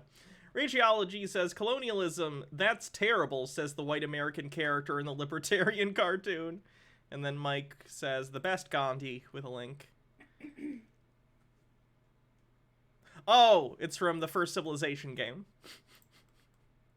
Do you know about Gandhi from the First Civilization game? I don't even know about the First Civilization game. So there are turn-based strategy games called Civilization. It's a little bit like Risk, but a video game, so a little more complicated. Anyway, there are other world leaders that people play, or that are CPUs that play against you, and one of them is Gandhi. And they accidentally, in the coding, they tried to set his aggressiveness of his AI to 0, but they accidentally set it to -1 in the original game, which, for some coding reason, made him the most aggressive. So it made Gandhi this person who would constantly be, like, threatening you with nukes.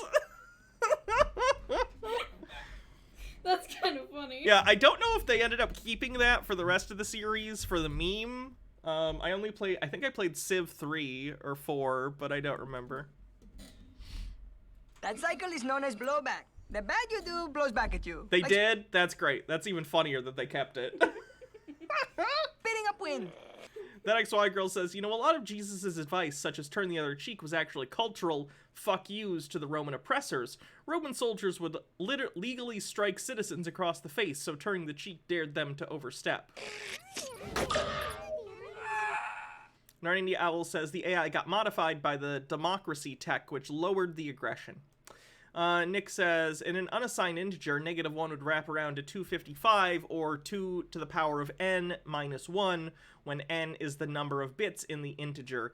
That must have meant something to someone who knows about coding. For the conflict to end, one side has to choose not to fight back. It's true. The way to start peace is for blowback to cease. Fine. But don't expect me to be nice to them. Suit yourself. But I find great peace in doing good toward others, even when others aren't doing good toward me.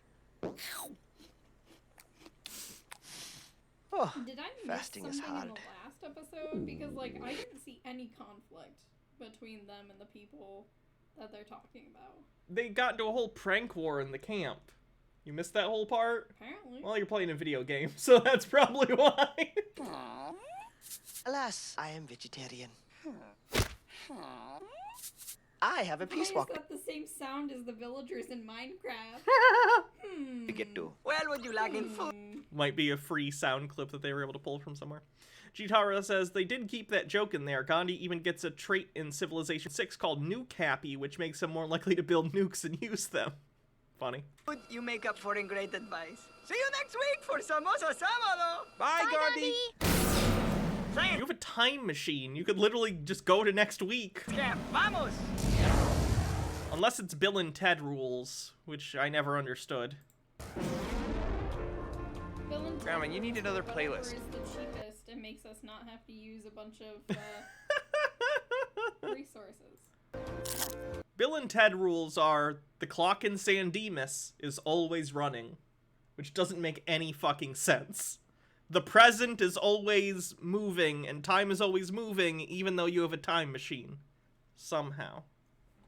You've never seen Bill and Ted? For the love of God, Speedy Yoshi, go watch Bill and Ted 1 and 2. Right now. And then if you like them, go watch 3. 3 isn't the best. I think it's my 3rd favorite, but I did enjoy 3. Is 3 the newest one? Yeah. I would say that's my 2nd favorite. but was the second one your least favorite? Yeah. Okay, that's fair. I really like the ending of the Yeah. third one. I understand the in-universe, like, Watsonian reason that it's there in the movie, or the Doyleist reason. Now, I understand the Doyleist reason that it's in the movie in terms of providing a deadline, a ticking clock element, literally, to the proceedings. I'm saying the in-universe reason doesn't make any sense. Doyleist, John Doyle. No. When talking about a text, whether it be a movie or film or something, there are Watsonian explanations and Doyleist explanations. Watsonian is the in-universe explanation for why something is happening in the lore, and the Doyleist reason is the external metatextual, like, writing reason that they put an element into a script or book or whatever. Named after Sir Arthur Conan Doyle and Watson from the Sherlock Holmes stories. I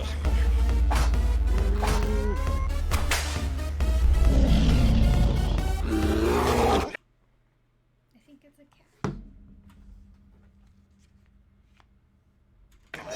Stop fighting! Stop it! Ya basta!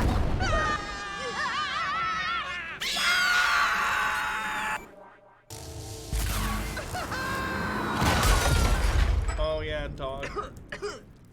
That's what you get with vermin at the wheel. What is this land of dirt?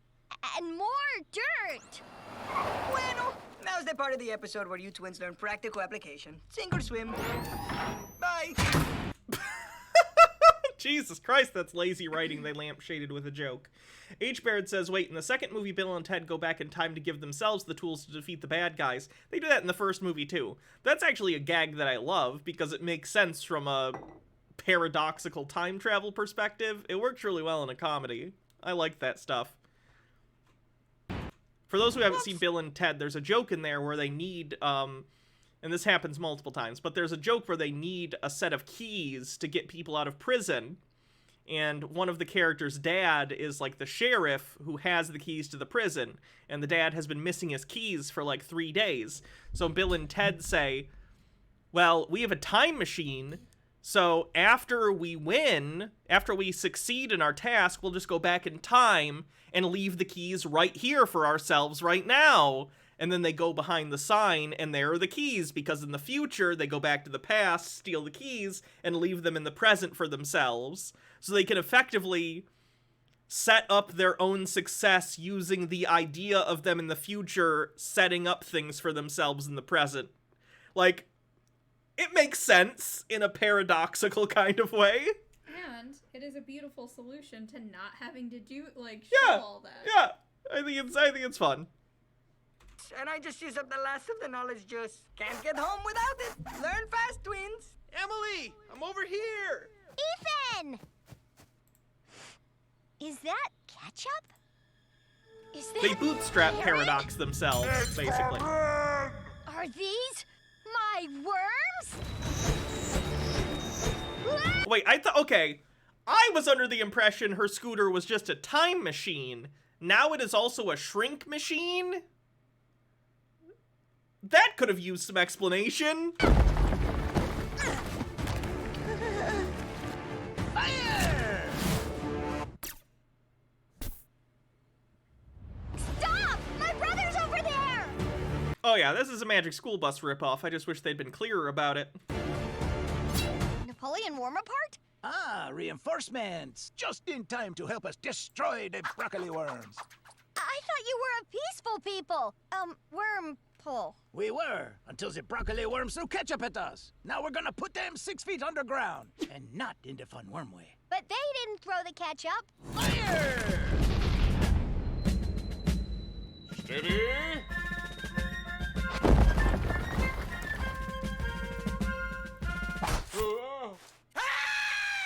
It's okay, George Wormington. If you cut a worm in half, it just turns into 2 worms. Actually, Ethan, that's not scientifically accurate. Just the top half survives.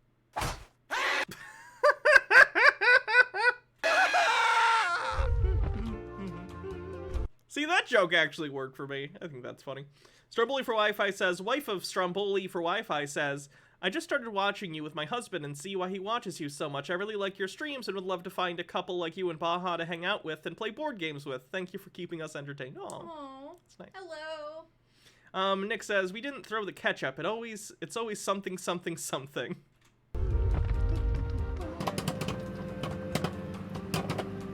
Ooh, what? Why do the good worm rumps die young? Why?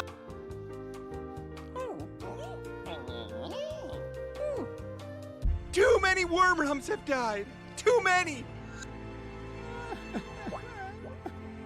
Shouldn't the other side be British? Probably, but I don't get the impression that kids understand the Napoleonic Wars, so they just went with Napoleon and vaguely George Washington worm. For this battle to end, one side has to choose to stop the blowback.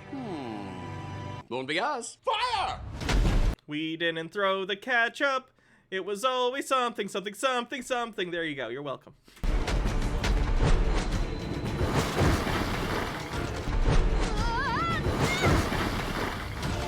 My head! What do we do? Think! I got it! Look! It's Nikola Tesla in a time machine! Not again. Listen up, Lumbricious terrestries! What'd she call us? Get her! No, it means worms. Oh, okay. When you've been hit with ketchup and the whole experiment you've been working on for weeks is ruined. I can appreciate this message for children, not to, like, escalate violence, but I also think it's a little deceptive in that passive aggression wouldn't have solved the Napoleonic Wars. There are plenty of conflicts in history that passive resistance, rather, would not have solved. I don't think passive resistance would have worked against the Nazis, for instance, you know what I mean? Revenge may seem enticing, even necessary. But revenge leads to blowback of more and more terrible revenge. As my good friend Gandhi quoted himself saying, an eye for an eye makes the whole world blind. Worms don't have eyes. I don't like that. I get what they're trying to do. They're doing like a SpongeBob zoom-in joke or like a Ren and Stimpy zoom-in joke where it's just a still image that's way too detailed and gross. I don't like this one, though. Also, worms have light-sensing cells. Like, they don't have eyeballs and stuff, but, like, they can sense light. Oh, revenge is bad. Can't you see how this war has taken away your liberty, property? And the life of my worm rump. Imagine how beautiful your worm lives could be if you You can send videos here in chat. hadn't started this war. Wormtopia.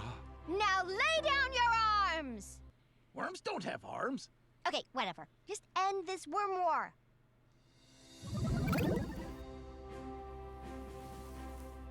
I'm sorry for the loss of your rump. It's fine. I was meaning to lose some weight anyway. Truce. Truce. I didn't like the sound they used for that.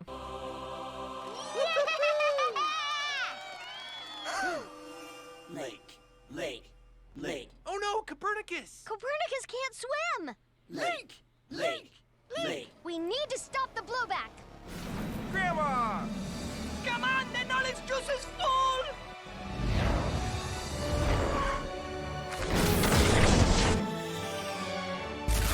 Wait! Drop that boy! No, not like that. Softly. Thanks, that hurt my spineless. Look at this camp. Doesn't the girl sound like Jimmy Neutron? Oh yeah, you're not wrong. Brain blast. Come on. Think. Gotta show the full brain blast. Me too. Brain blast! Yeah, I like Fairly Odd Parents better, but I liked them both. That's why I was so hyped for the Jimmy Timmy Power Hour.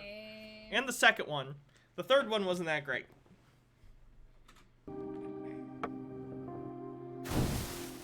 Even though Timmy looks horrifying in 3D animation. Yes, he does. Oh, this will never be cleaned up before your parents get here.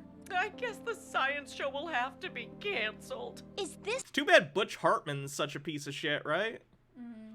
Wagroad says the U.S. was on Napoleon's side. The science camp you Is that true? I guess I didn't know that. Why didn't I know that? each paid $139.14 to attend? You know what really slaps? Danny Phantom. Oh, yeah. I need to get Danny Phantom sometime. My mom paid. Danny Phantom's theme song was too good for its own sake. I also really liked My Life as a Teenage Robot. Yeah, that was good. Hold on.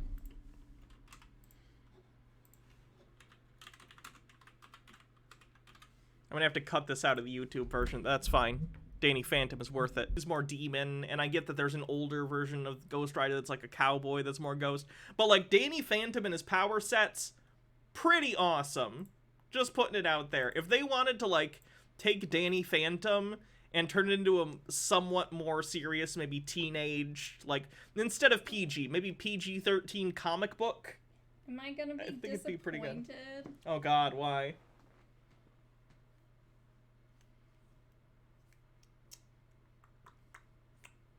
Oh, because of the... Yeah, I've seen a lot of trans people say they resonate with the teenage robot stuff. Okay, because I thought that he had said something bad. Well, I worked too hard selling Welcome, Mr. Whiskers. Glad you could make it. lemonade. And I worked a little by investing my tooth fairy money in the stock market. Yeah, so the trick is to start wiggling when the market's down.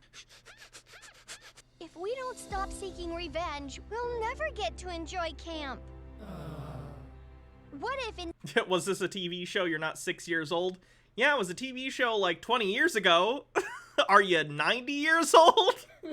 Bolter Dash says, wait, Butch Hartman is a jerk in what way? Oh, God. Oh, no. YouTube Butch In Hartman. every way. YouTube Butch Hartman. There's so many videos about it. Oh, my God. How do I put this? He is on the... First of all, he's plagiarized people's art for commissions, which is a huge no-no. Secondly, he lies to people about his crowdfunding to make a Christian streaming service, which he pretended wasn't Christian.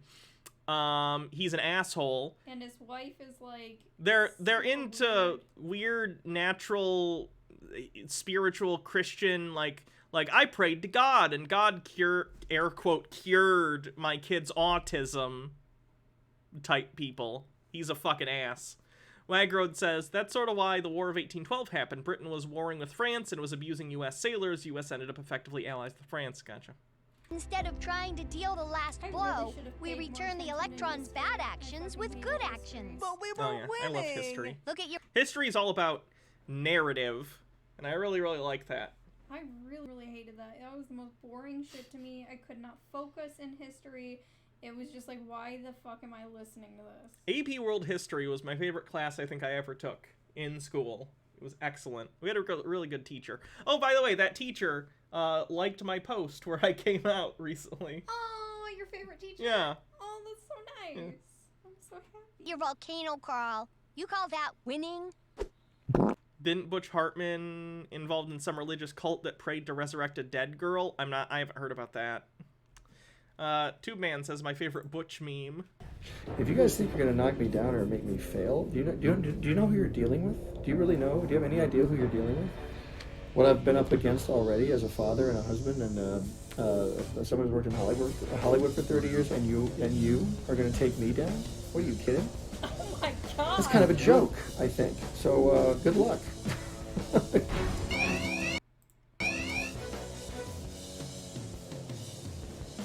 Butch Hartman's an ass. So I look at people that critique as weak. KBS says the Louisiana Purchase was to fund the Napoleonic Wars. Weak rhymes with critique. So, you know, if you're going to critique like, hey, this is never going to work or whatever, then I just say, you know what, let's see you try it, and then we'll see how you do. So go ahead and critique away, because all it does is make me stronger. If you guys think you're going to knock me down or make me fail, do you know who you're dealing with? Do you really know? Do you have any idea who you're dealing with? What I've been up against already as a father and a husband and someone who's worked in Hollywood for 30 years, and you are going to take me down? What are you kidding? That's kind of a joke, I think. So good luck. Good. Best of luck, everybody. Hey, this man invented the mother flippin' crimson chin, okay? I don't know what that means. You don't remember the crimson chin? Oh. Here comes the crimson chin. Oh, okay. Crimson chin. Yeah. Ay. Is that supposed to make me respect him? No, it's not. I love you. I love you too. Oh, Butch, why? This was actually a good video I watched on Butch Hartman and character design and how bad his character designs are. Like the ones he actually draws himself. This is pretty good. Like this is he did a project where it was what would the Danny Phantom characters look like as adults? And this is what he did for Danny. Yeah, it was just very, very strange. Anyway, that's enough Butch Hartman. Sorry, I'm getting off track. My ADHD. The way to stop Mike Max with Link.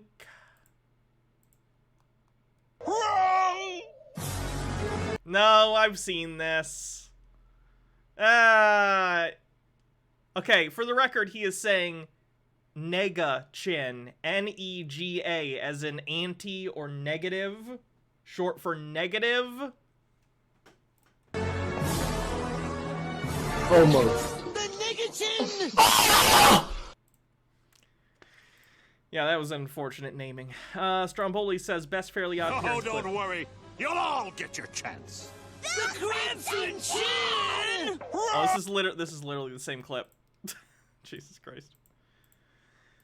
Start pieces for blowback to cease. Sorry, I missed your bitch. H. Baird said... You missed her, bitch. Butch Hartman looked like CC with a bad dyed job. True. So how about we... Oh yeah, and then... I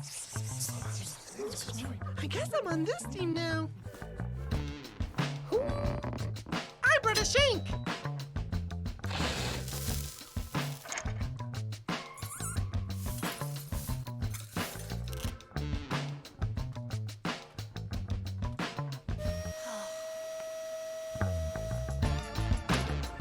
How could you vacuum up the ketchup without vacuuming up the dirt?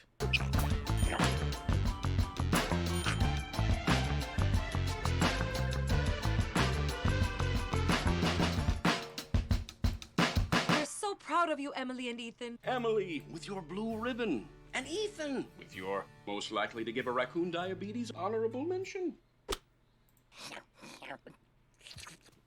Tell us everything.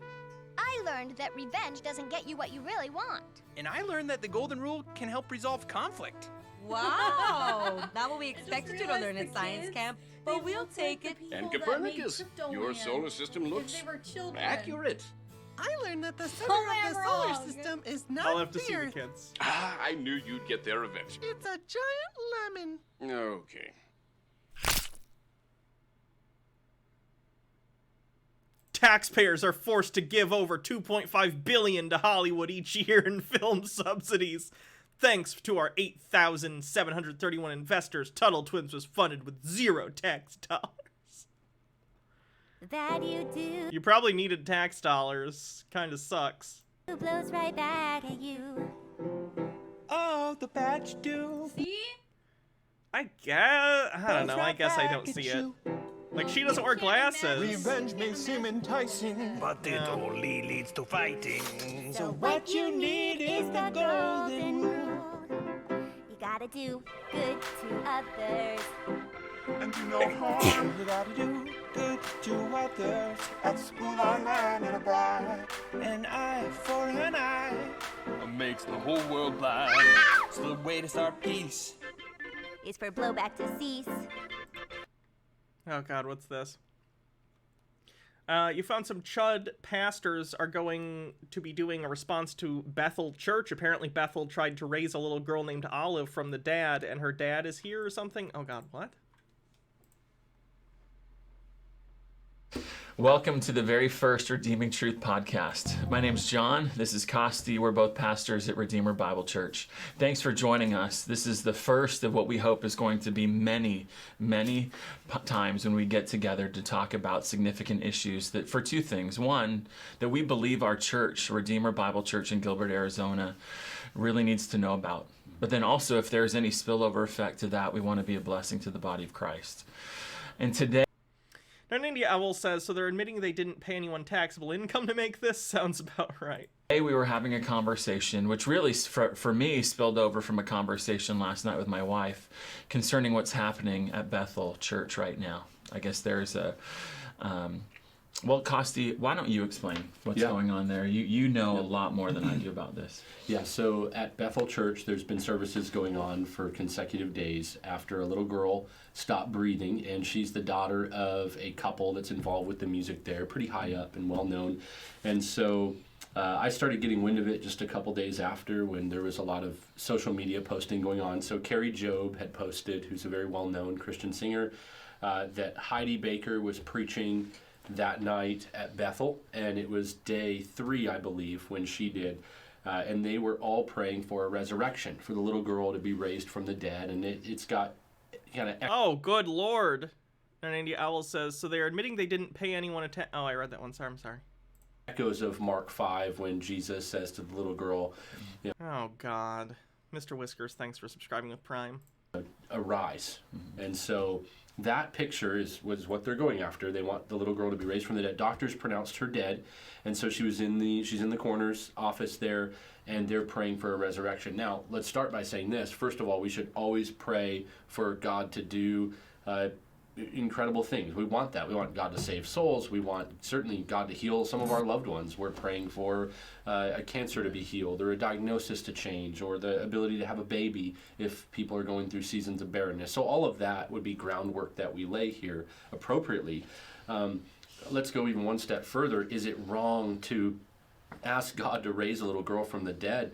Certainly not. I mean, we see that in the Bible, and people praying and asking God to do incredible things. However, these are where the red flags start to fly in my mind, and where I think it requires a response for our church and then for the body of Christ at large is, having studied this issue extensively, their theology is this, that signs and wonders are required, that the gospel is not the gospel without power and signs and wonders attached to it. The gospel is, in their words... This must sound like gobbledygook to you. It does. I was literally going to ask you, what does signs and wonders mean? Miracles. Miracles. Okay, so like they think that miracles have to exist, or the gospel isn't real? Yes. I mean... For reference, I was raised in a religious household and went to a Christian school in elementary, and I don't believe this stuff anymore, but I understand it. Baha was not. So she has no background in... no, I've been in a church. I have been to one church service. I have touched a Bible. Okay. Beyond that, I know absolutely nothing. Like, Hannah had to explain to me that people genuinely think that the Earth is 6,000 years old, and they figured that out by adding up all of the genealogy. I thought that the Bible specifically said that there was 6,000 years. Mm-mm. So yeah, I know absolutely nothing about religion. Stone Corbell says this is code for it won't happen and it'll make us look stupid. Yeah, it's weird that they're tiptoeing around this. MH Darkbeast says, here's a cleanse. Did you see the teaser from the Orville season 3? I didn't. I did like the first season of the Orville. I didn't watch season 2 though. What's this? Oh, that's the trailer. Words, they would say impotent without miracles, healings, the dead being raised. Bethel is a dead-raising team that they go out and try to raise the dead. Wait. There are people that genuinely think you can raise someone from the dead. Yeah. Like really. Yeah. Like they actually think that. Yes. Why? That has never happened before. They think it has in the Bible, in that there are, let me put it this way, I believe some saints are, some of their miracles back in the day were doing that. So, like, religiously, within certain religious doctrine, yes, that does happen, and they believe that it happens. Like, Like what? Like what's a story from the Bible where someone was like... Lazarus. Jesus raises Lazarus from the dead. Okay, who's Lazarus? Lazarus is like a guy who died. He's famous for that story. And they think that that's real even though it's just like a story in a book. Yes, they absolutely... If you're a biblical literalist and a fundamentalist, you believe that every story in the Bible is real. But they haven't seen it happen in the real world, like, Correct. since they have existed Correct. on this planet. Unless they're part of a church that is actively grifting them and lying about that, yes. Which they probably are. It depends. Yeah, Jesus also raised a Canaanite girl from the dead. Yeah, there are multiple instances of this in the Bible. Oh, see, that's why Lazarus sounds familiar, because of Batman. Lazarus pits. Yeah. Mm-hmm. And also, in Doctor Who, I think there was a machine called the Lazarus machine in an episode that did something similar. Meek says, the new Twitch segment, The Bible Reloaded with Baha and Hannah. Overthought says, Hannah, maybe Baha needs to watch the Bible study series. I wouldn't recommend it. The early stuff is real rough. That's so funny. See, I was a fan of Hannah. Like, I don't even remember. I think it was around the time of your guys' lawsuit that I started, like, watching your content. Yeah. And I hated the Bible studies because it just didn't, like, I just hated it. And, because I thought in my head, like, why even bother? No one actually thinks this is real. Oh. Because I have always been under the impression, or I was very naive. I thought that people told, like, biblical stories as, like... Parables. Yeah, like Santa Claus. Like, you tell your kids about Santa Claus and everything, and I thought that's what God was to people. It's not, but so I didn't watch the Bible studies. I love the chick tracks, and I love the movie reviews, because Hannah and Jake have always been, like, super, super funny. And, yeah, so...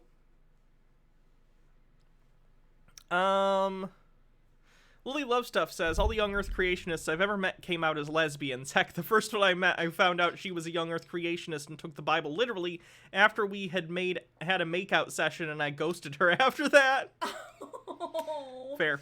Two Man says, Baha, as someone who was raised Pentecostal, I can tell you Christians believe the Bible literally happened and that God actually does miracles. Procom says, the Bible studies were the first thing I found when I started questioning Christianity. Hydrate. So their view is that this is guaranteed. Whether it was Carrie Job or other major artists, they're saying, we believe in a Jesus who conquered death, conquered the grave, who resurrected... Show Baha the weird snake dancers? Okay. Can I have the Oliver cam? He's down here laying down. I don't know if they'll be able to see it. Have you seen the snake dancers? The snake dancers? Just weeks ago, Mac Wolford, a renowned Pentecostal serpent handler, died after suffering a bite from one of the snakes that he used to show his devotion to God. Wolford... Wait, what? How do you use a snake to show your devotion to God? Okay, so there's a verse in the Bible. G-Tara says, when I was a kid, the story of Noah's Ark was what made me skeptical. It always baffled me how many adults think that stories in the Bible are literal. Stromboli says, if it weren't for you and Jake, I might have gone down that Sargon Chud atheist alt-right rabbit hole. Thanks, Hannah. KBS says, funny Christian survivor explanation time. This is based on Mark chapter 16, which is pretty obviously a forgery. It's the source of things like snake handling, speaking in tongues, sings and powers. It's all a forgery. Mark chapter 16. Hold on. Turn on the Oliver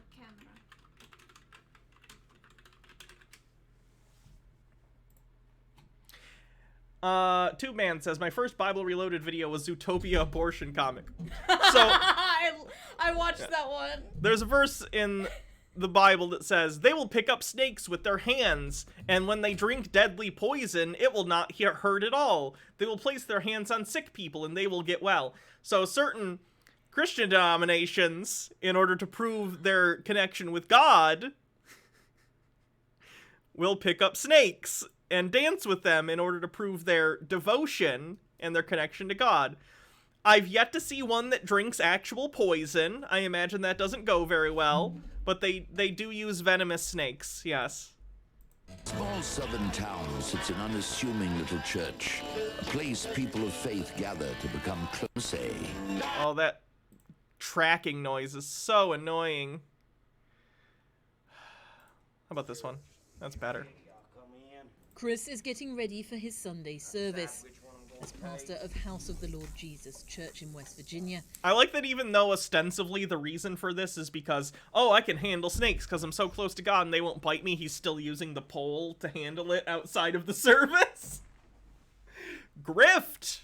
He's bringing this rattlesnake in a custom-made box in case he or any of the congregants feel they should handle it as proof of their faith. Now, we don't believe that they won't bite us. We know every time we go in the box that there may be a chance that we may get bit and that we may die. Would a Nerf bullet crown be okay? That's even better. That's hilarious. I love that idea. See, he put, when I got saved, when I got in this, he put something in me that to live is God. And God put what in you?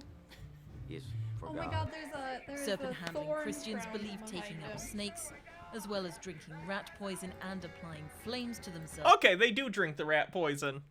Is something the Bible commands them to do from a passage in the Gospel of Mark. The act of taking up serpents is not something that is endorsed by any denomination, and these the sort of mainstream holiness Pentecostal movement very much distance itself from this kind of activities.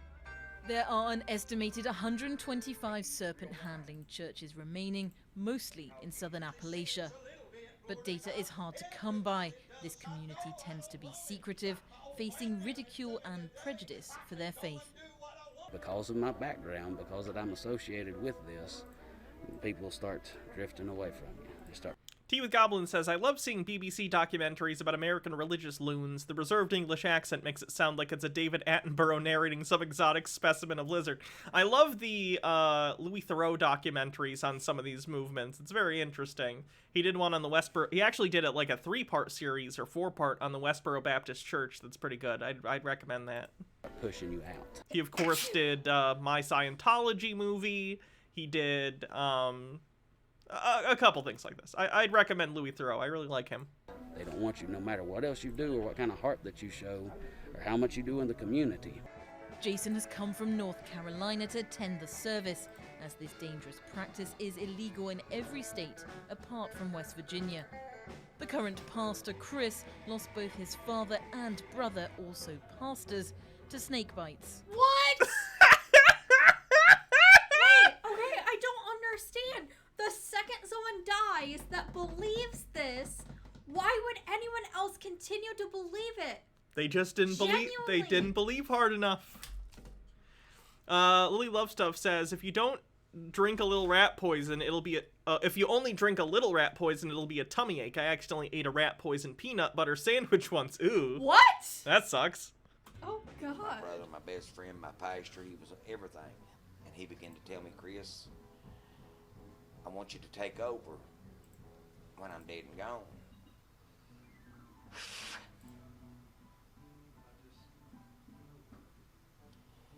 I told him I would. But I also didn't know it was going to be that soon. We should do a stream sometime where I just for like 3 hours show you weird religious stuff. I think that'd be fun. I'm down. The movement is currently in decline, but has waxed and waned over its 100-year history. The tradition is mostly passed down from one generation to the next, so is likely to continue for many years to come.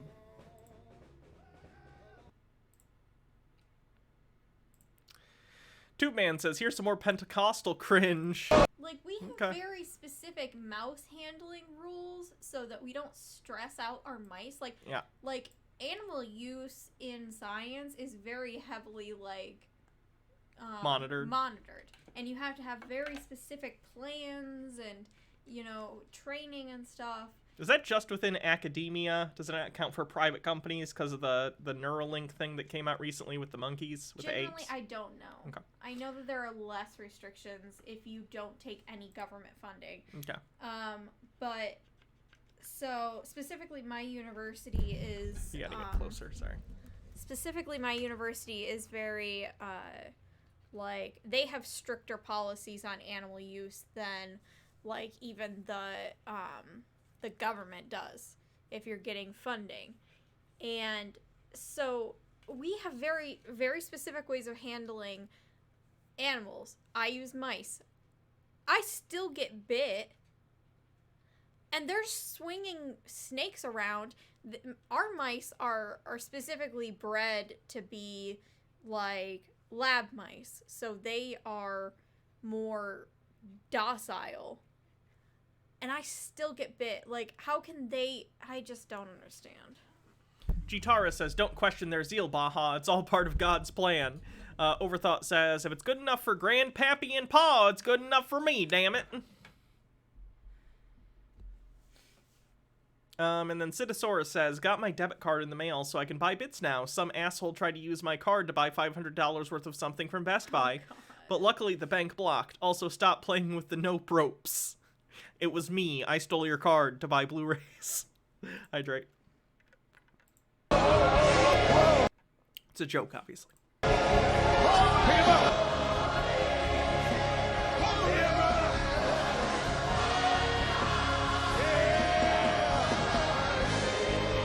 it! Take it! Take it! Take it! Okay. The lab mice probably do spend every night trying to take over the world. But as long as they fuck each other that night as well, I'm fine with it. Because I want their embryos. They can plot all they want to take over the world. I always knew Pinky was a bottom. But no, I don't put mice in piping bags. That's mostly for people that are doing like actual procedures on mice that are like anesthetized. And I don't need to do that. Freaking Out says, yeehaw, dance with them snakes, Billy Joe Bob.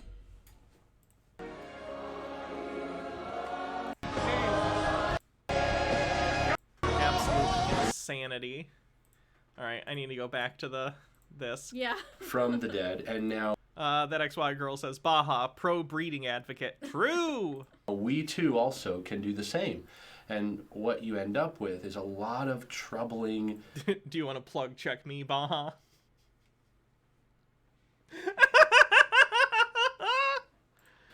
ripples. Whether it's families now who are going to be holding on to hope, and the natural question is, well, what if she doesn't get raised from the dead?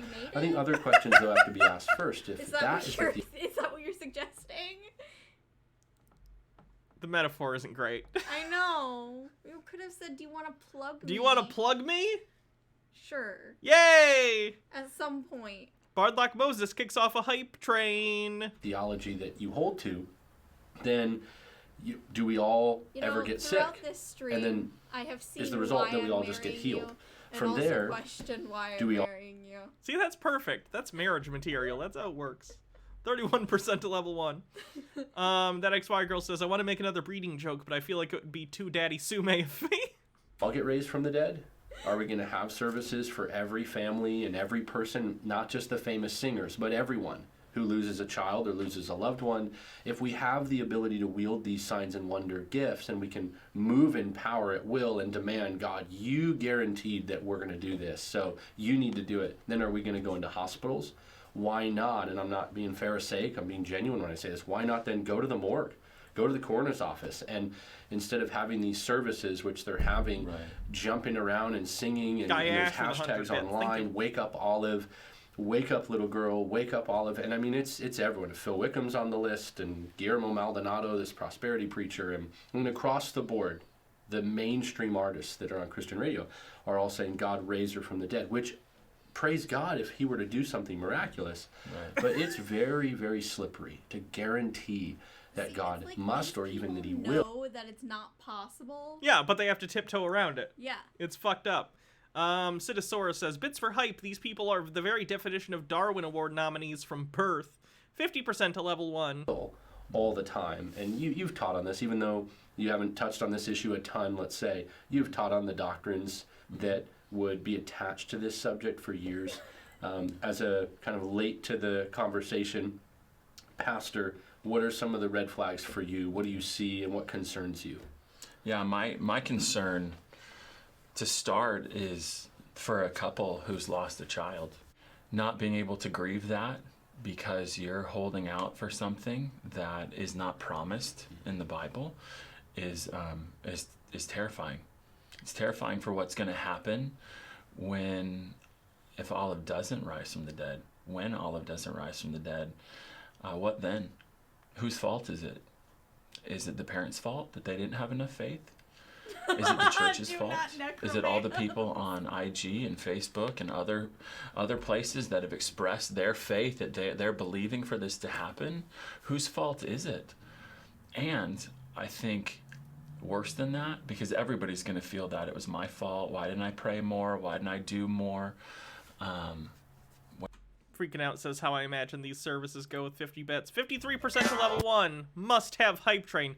It's the Wiggles. Wake up, Jeff. Everybody's wiggling. Wake. That's all I can play. The Wiggles are notoriously litigious. So fruit salad. Yummy, yummy.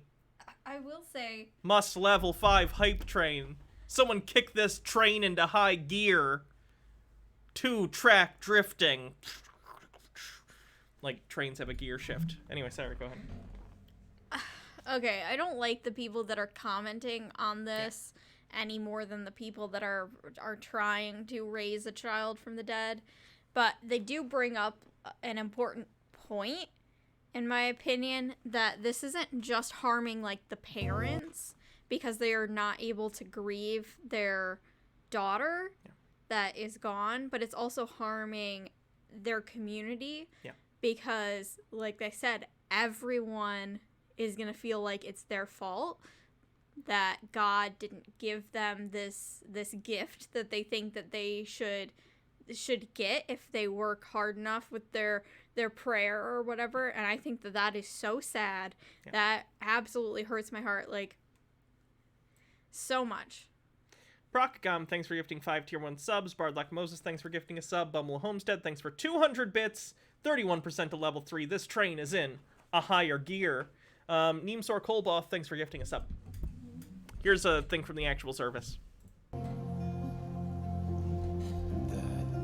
day that we came and heard and found her, and we rolled her out of the hospital, and as we were walking, Cal and I walking next to her, we walked in the shadow of the hospital, and I was looking down the whole time, and then there was this moment when the shadow ended and it came into the light. Her body came into the light. And every time we sing the songs and the times that we worship and we sing about the light. This is so fucking creepy. From the darkness into the light. Like, I feel bad for the family. There's more fingernail paint for your fingers and your toes. You know what I mean? Like, they're not even able to grieve properly because they're being enabled by this community and this belief that there's a chance that their child, who sadly passed away, can come back, you know? Yeah. That's so messed up. This is just gonna make it so much harder. I have a question. Yeah. So I'm done with this video, by the way. This is way too sad. Are these people the kind of people that, like, they must not be the kind of people that think that, like, children automatically go to heaven, even if they haven't. They might. I think a lot of Christians believe that. I think most Christians believe that. But, like, then wouldn't they want her? I think that's cognitive dissonance. I think that's the awareness that, you know, that's not true, that she's not really in heaven. I don't know. Bumble Homestead says, yeah, one of the nails in the coffin of religion for me was when my mom felt guilty when the boy she was responsible for paying for got hurt during his football game. She had stage 4 bone cancer all that at that time. Fuck that. Ugh. Majority of kids have to be baptized, yeah. I know in Catholicism, unbaptized children go to purgatory. In good place terms, the purgatory is the medium place, basically. Yeah. Let's do some religious cringe, since, you know. Jesus, man. Hey, Scotty. Jesus, man. That's the people who we sued. Who made that.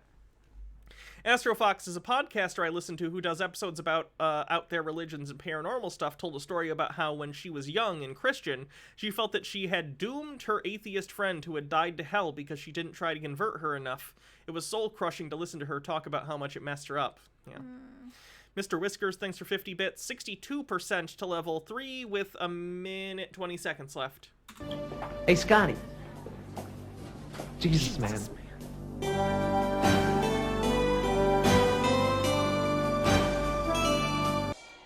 Daniel claims to heal the sick and even cast out demons. Daniel's followers are totally under his control, but some of his methods have raised eyebrows. Congregants are made to eat grass, and Daniel insists it's an instruction from above.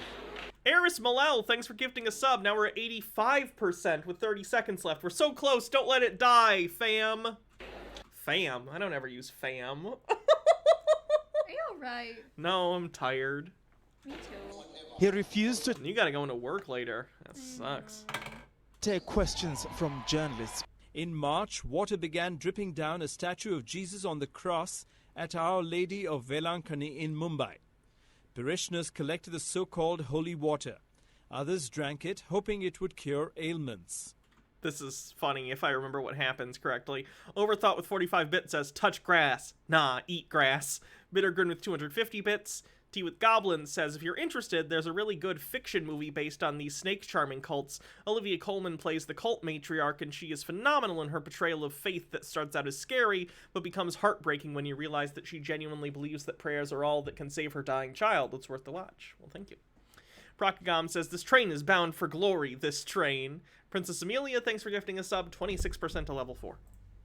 But rationalist and atheist Sanal Edamaruku investigated and said it was actually sewage water percolating through the statue because of a leaky water pipe. The priest stopped to pray for a while for this water to be distributed. And he has been giving this water, the assistant priest has been distributing this water and brought to me also. People were given in a spoonful on their palm and they were just licking it without knowing what it was. Didn't he get in trouble for this, for exposing this? I feel like he got in trouble for exposing this. Now he's being charged with blasphemy under Section 295A of the Indian Penal Code. And let me just point out, yes, darling. 4 members of the Republican Party who are running for president also do not believe in evolution. Yes. So if there was a gasp in the audience, it should be a bigger gasp. Is the world flat? Is the world flat? Yes. I don't know. What do you think? I never thought about it, Whoopi. Is the world flat? I never thought about it. You never thought about whether the world was round? No, because but I'll tell you what I've thought about, how I'm going to feed my child, how I'm going to take care of my family. The world flat has never entered into, that has not been an important thing to me. You'll teach your son, Jeffrey, right? If my son, Jeffrey, asks me, is the world flat, I guess I will go. You know, didn't Columbus already work this question out? Tea with Goblins with 50 bits says, sorry, I forgot to mention the film's name. It's called Them That Follow. I linked to the trailer above. I know, I have it pulled up. Thank you. 28% to level 4. In the Greece, they had Christians because they threw them to the lions. I think this might... That's a parody. Fish crackers each week. But Patty Burke eats pounds of goldfish crackers each week. But last week, she found one she believes is a sign from God. I pick them up one by one and I look at each individual goldfish And when I picked this one up, I knew he was special. He had a cross on him, and he had a crown circle up by his head, something I'd never seen before out of all the goldfish I've eaten. I was like, this is a special goldfish. Patty thinks it's a sign that God is present What? in her everyday life. It just looked like a goldfish. Up one at a time and look at it, you know, and I. Mr. Whiskers says, Jesus Christ, brings us to 30%. Maybe that's why the Lord chose me, because he knew I wouldn't eat it before it could be made known. The word offense in the Greek is scandalon, and it refers to the bait of a trap. This is an old Texas rat trap, and I've smashed many a finger on this thing trying to show this message. And when you put the bait on this trigger, that trigger is called the scandalon. That's the offense. And if you reach for the offense to be offended because you are, an animal reaches for it to eat it, but a Christian reaches for the offense because he's hurt. You can disarm those. Why would he use an actual armed trap? Minute 15 left.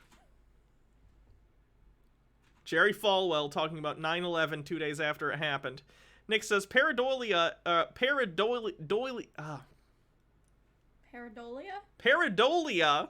is a hell of a drug. The abortionists have got to bear some burden for this because God will not be mocked, and when we destroy 40 million little innocent babies, we make God mad. I really believe. What a piece of shit. Tea with Goblin says, this reminds me of the lady who, with the possessed toaster, 36% with only a little bit left. The hype train will die, or someone will keep it going in glory. Princess Amelia says, why would he use an armed trap? Why would Christians handle venomous snakes and drink rat poison? Some perspective, please. Hernandia Arl says, I've caught my finger in this trap so many times. No, I don't know what the definition of insanity is. In the beginning, it was a little hard to believe, and I go home at night and I say, wow, this is crazy. This is a little too weird for me.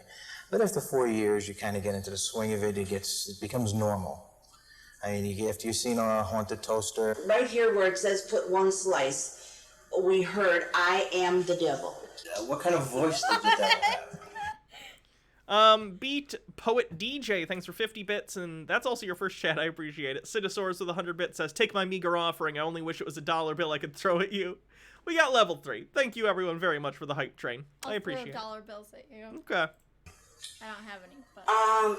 A very low voice, I'd say, sounded like Eli Wallach. Have you saved any of this satanic toast? Yes, I did save it because I wanted to be sure that somebody else would see it. Now this one... Can you see that, Richard? Satan. Oh, she very clearly didn't carve that out. Yeah. It's just terrible. Is the toaster still possessed? We still have trouble off and on with it, yes. It's just gonna toast. Oh, see now it's... I just opened that. It seems to be aware. Why have you kept this toaster? Well, Richard, you know, when all is said and done, it makes good toast. For today, Board Matson, NBC News, Boca Raton, Florida. Please tell me Baja has seen this infamous pastor. I got a word from you. You've seen this, right? The cum in the Starbucks coffee? I got a word of knowledge, a word of prophecy, and I want you, preacher, to use this word of prophecy ever, whithersoever you go. Butthole. God's going to put a cancer in the butthole of everyone that practices sodomy from the day of this message will get cancer in the butthole. Right there. It'll burn and burn and burn and burn and burn and burn and burn. You'll have to manufacture chairs where people can stand up because they won't be able to sit down because of the burn and burn and burning in their butthole. Every sodomite. That way we'll know it's a sodomite because he can't sit down. He's got a burning in his butthole. He's got a fire. He's got a flame coming out of his butthole. Special asbestos diapers. When God gets through with the burn and burn and burning in their butthole, this is the prophecy of Almighty God. This is the Lord. I'll have you know, I had hemorrhoids long before anything went in my butt. Butthole. You ain't seen nothing yet. Unrelated. Until you see the flaming butthole. And that way we'll know who is a sodomite undercover. Because your butthole will be flaming and you'll need an asbestos diaper. God will inflict you as well. Wait, you're going to Likewise, he'll afflict you and afflict your children. That'll give So you preachers, cancer. either you get up, you said you're afraid of the faces of the burning butthole. God's going to have a flame coming out of your butthole, and you will not be able to sit down. Thus saith the Lord God Almighty to every sodomite, and to every sodomite sympathizer, and to everyone who tries to come against the word of God. You're going to need an asbestos diaper. This is the Lord's word. And it was the Hot Pockets, right? No. Narnia Owl says, Jesus will fracture the butthole as prophesied by South Park. Amen. Pastor, if you are a sodomite, God's going to have a flame coming out of your butthole. I'm going to preach against a sodomite maker, Barack Hussein Obama. I'm going to become a sodomite slayer like James David Manning up there in Harlem, New York City. Flame coming out of your butthole. Out. If you thought that AIDS was bad, everyone who has a penis injected in his butthole will have a flame. When that penis comes out, the flame will start burning. And there'll be no more sodomy because ain't nobody going to stick no penis in that flame. What's it going to be? What's it going to be? I am the Lord. Hallelujah. And amen. And amen. And amen. Oh,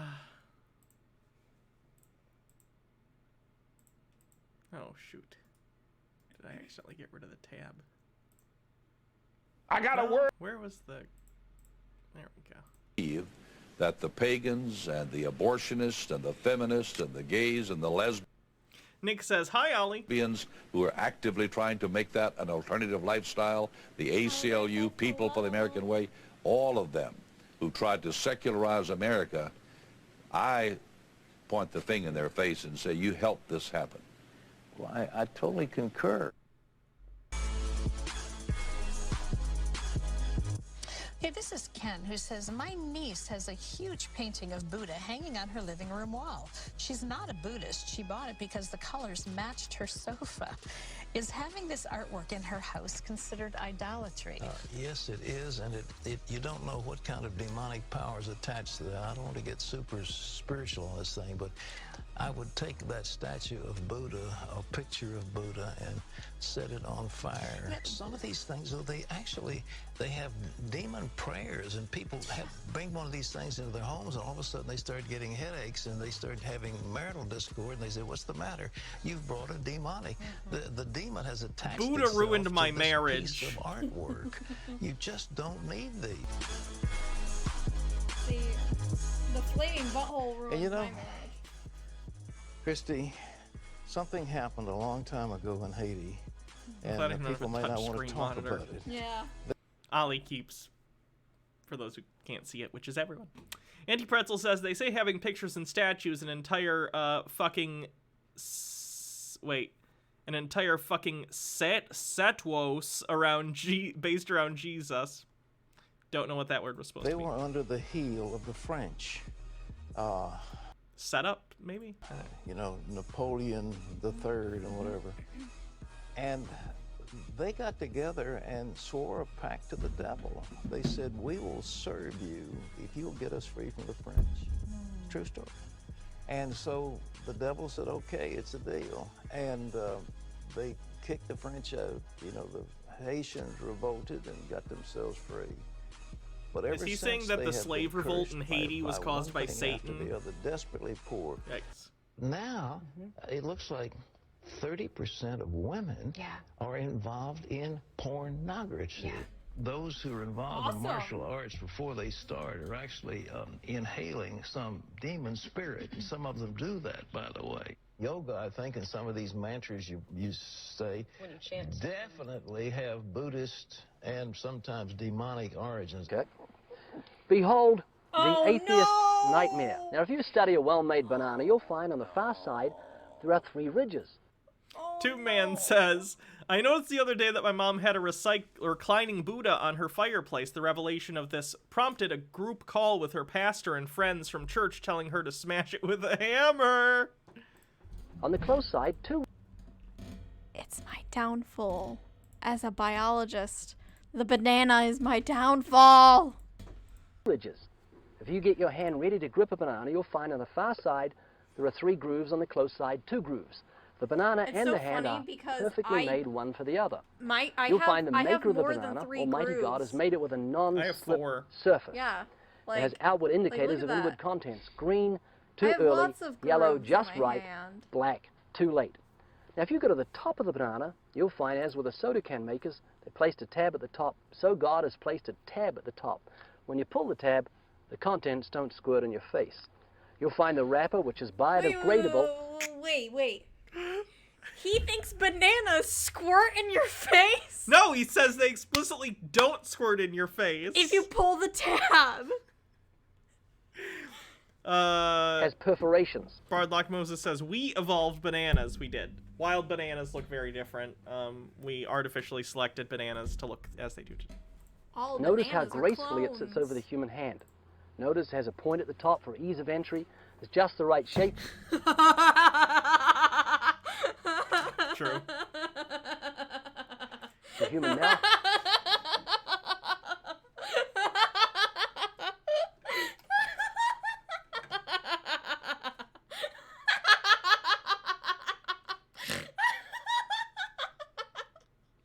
Do you have a banana for me, Baha?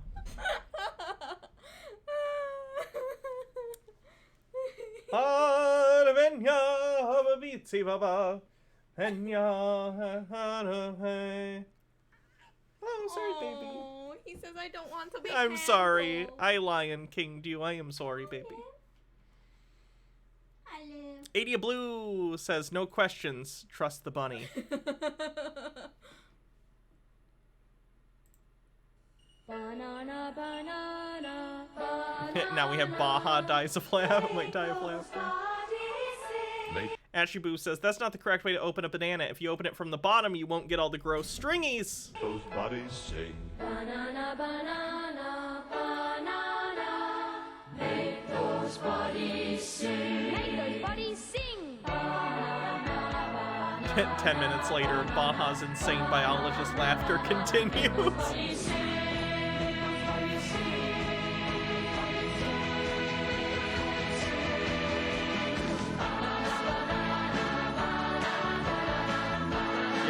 Caffeinated?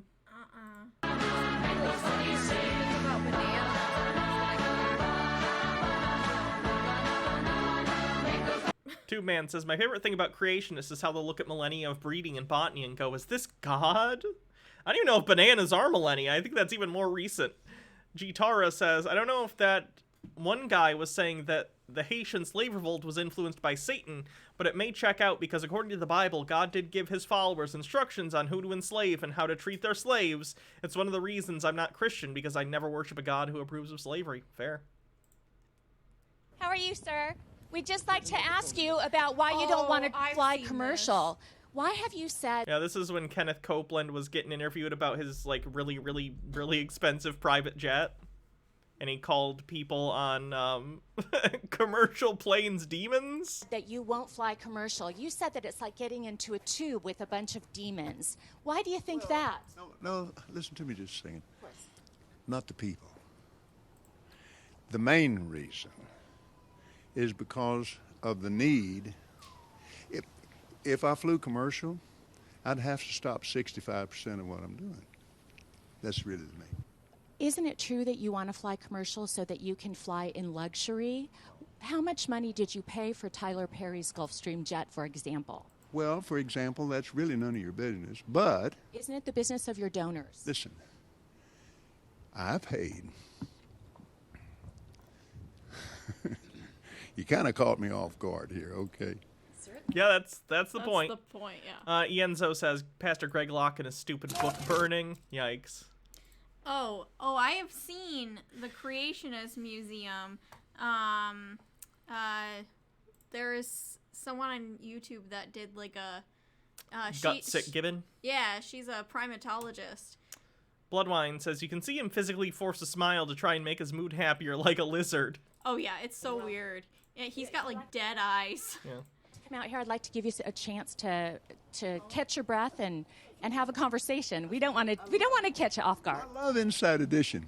You got to get this now. Hey, you listening to me? My wife thinks Inside Edition is, oh yeah.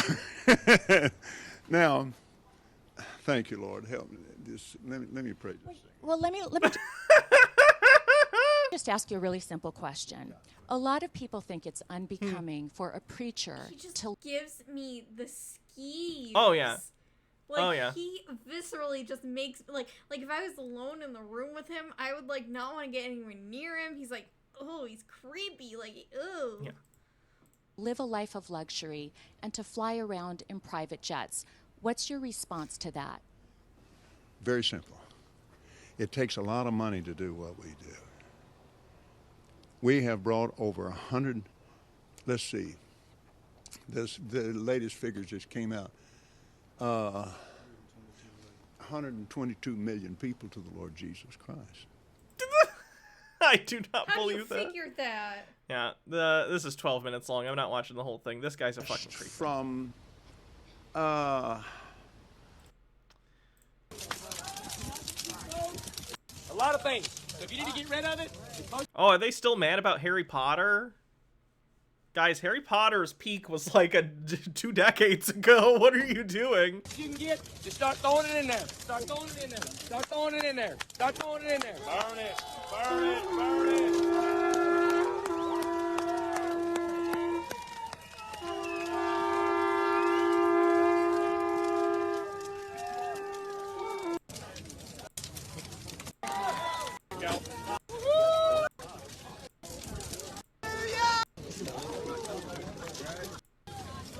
Good.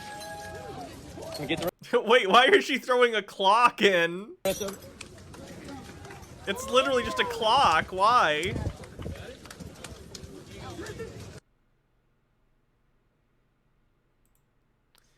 Oh, you gotta love fucking fascism. You don't. It's bad. It's chewy, easy to digest. Tucker White says, if you'd like to trip back in time and because I hate you all, let's learn what's wrong with atheism. In a recent interview, while I was presenting some Ugh, I do not want to do PragerU. Yes, and it's even curved toward the face to make the whole process so much easier. Seriously, Kirk. Friend, what if you turn it around? Then it's curved away from the face. Yeah. He is an actual child. KBS666 says, better video from the book burning. I don't need a better video of their fucking creepy Christian nationalist fascism shit. What kind of books were they burning? Harry Potter and stuff like that.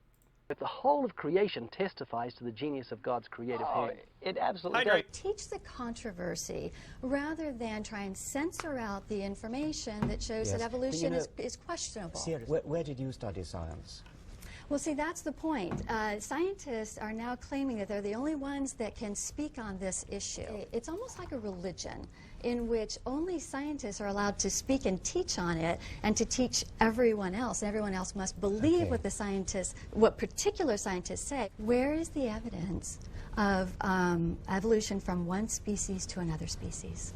The macroevolution. There's microevolution within a species, but not going from one species to another. Oh, really? If we had gone from that broad of an evolution, there should be overwhelming tons of material evidence, not just an isolated thing here and there. But again, there is not evidence. Almost every fossil you find is intermediate with something and something else. If that were the... I can say this in very, very, very simple terms. Many small change make big change.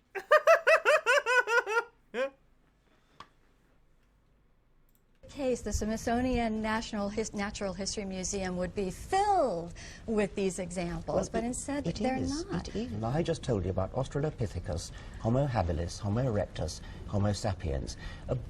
By the way, archaic Homo sapiens and then modern Homo sapiens. That's a beautiful series of intermediates. You're still lacking the material evidence. The material evidence is there. Go to the museum and look at it. Have you seen Homo erectus? Have you seen Homo habilis? Have you seen Australopithecus? I've asked you that question. What I've seen is that. Holy love stuff. Isn't this guy a dick? Oh, he definitely is. But he's also, you know, a biologist. Who is this guy? Richard Dawkins. Oh, he's a shit biologist at that. Yeah. He's also a transphobe. Oh, I know. Holy love stuff says. Book. Yeah. Richard Dawkins, The God Delusion. Lily Love Stuff says, fun fact, my mom was in a cult and tried to convince me Harry Potter was satanic when I was a kid. She complained about this to a patient of hers, she's a nurse, and the woman said her son was reading a series called A Song of Ice and Fire, so my mom bought those books for me as a kid to get me off of the evil Harry Potter. Much better. Much less. A Song of Ice and Fire is what Game of Thrones is based off of.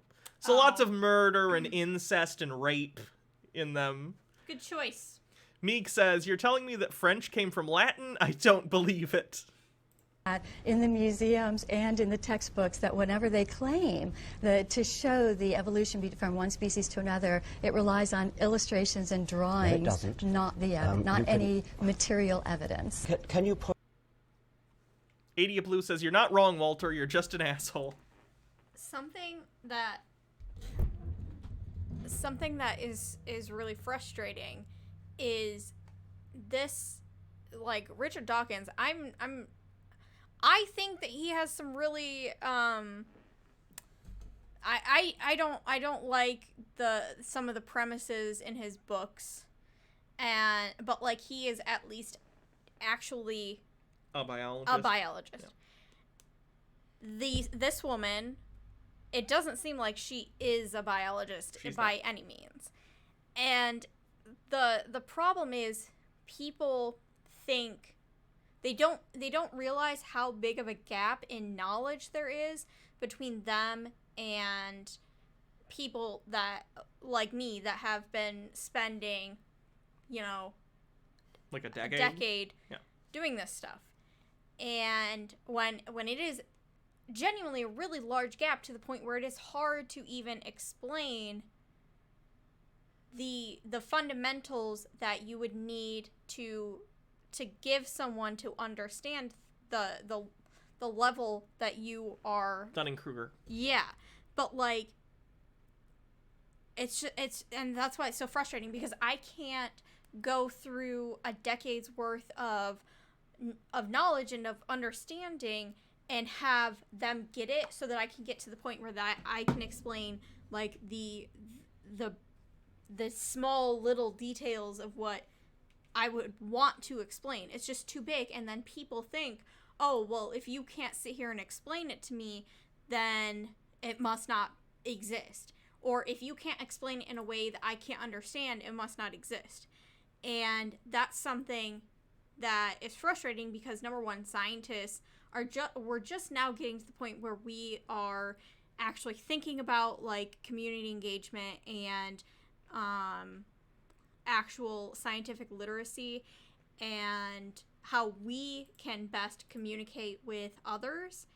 And so not everyone is trained in that. I have had classes on science literacy, but those are very, very new. And so it's just hard, because we don't know how to communicate to people, and people don't have the fundamentals that they would need to understand where we're starting from. And so it's so frustrating.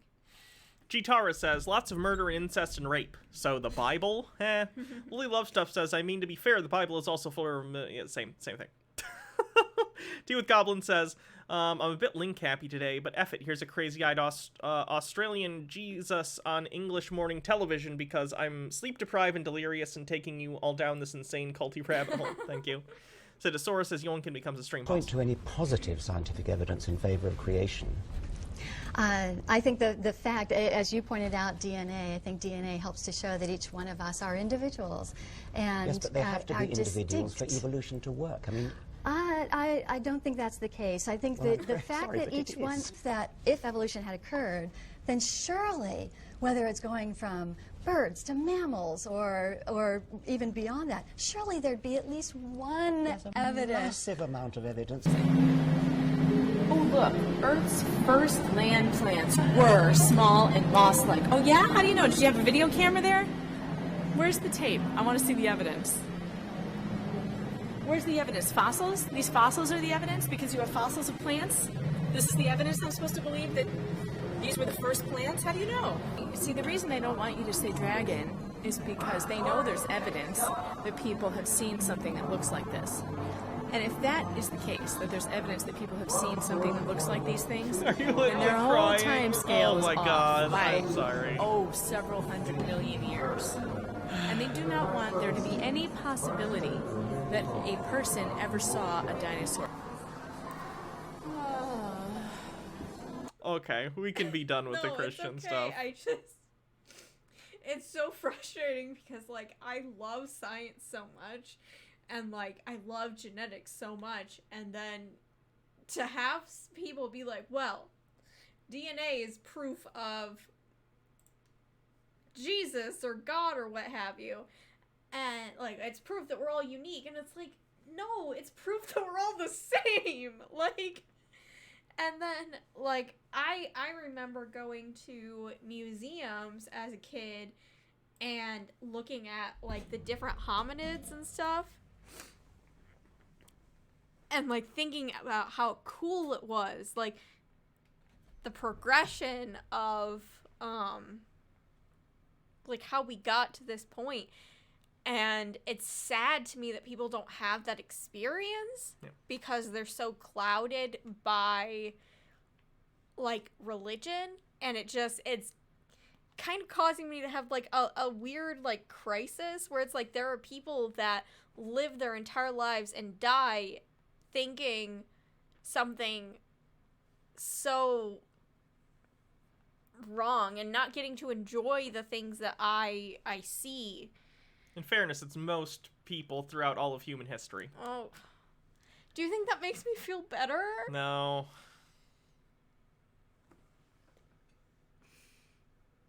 Bard Locke Moses says, people found dinosaur bones and made up dragons. Mr. Whiskers says, that grin though, they're so pleased with themselves. Tea with Goblin says, Baja, you're so clever and so genuine, and soon y'all should be Dr. Blast and will crush them into the dirt with your superior science brain and delightful human heart. Chitara says, Baja, can your science explain why it rains? Mine, no. Yes, it can! My specific science, no. But there is meteorology. It's a quote from Avatar. I don't know. I'm so tired. Tesha. Now, according to the Bible, Jesus... I'm sorry.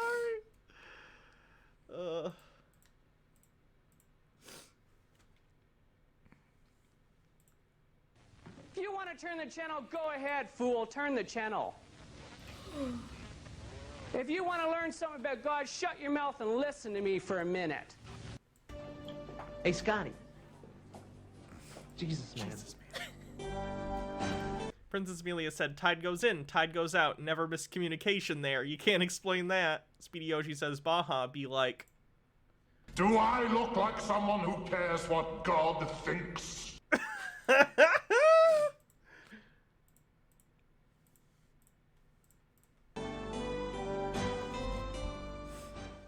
He was a nice kid, but he was one of those kids that was always just, he's a real smart aleck. Was a bright kid, which didn't help things, right? Made him more dangerous. Many children healed. We've seen midgets grow. We've seen arms and legs that stop growing because the growth cells that stop. Mandada basata. I don't make this stuff up. And we were outside one day, youth group, and he was just trying to push my buttons, and he was just, kind of not taking the Lord serious. No. Walked up with the kid to him, and I went, bam! I Wait, for the Christian. He says the N-word. Oh, no. Walked over to him, and I went, bam! I punched him in the chest as hard as I crumpled the kid. Oh, good. Assaulting a child. H-Bird says, apropos of a lot of this. Tells me Apropos? that goose-stepping morons like yourself should try reading books instead of burning them. I just crumpled him. And I leaned over and I said, Ben, when are you going to stop playing games with God? I led that man to the Lord right there. There's times that might be... I abused a child into following the Lord. He needed.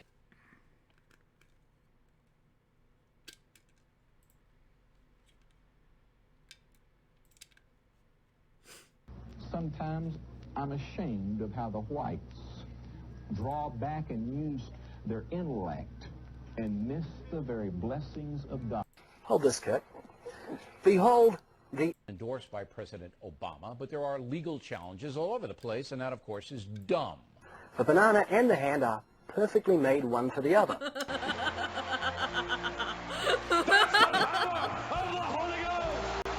Now, if you go to the top of the banana...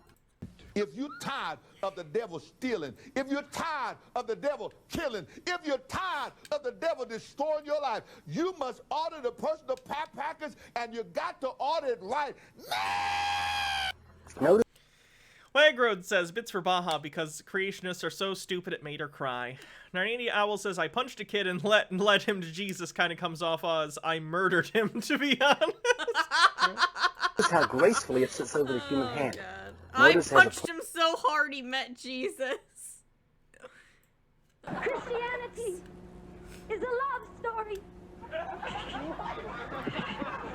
is a story of the love of God to man. I know Jesus has a particular look and a particular face because I've seen it on one occasion. I can do all things through Christ. Oh yeah, this guy. What the fuck? Oh God, is he gonna break his hands?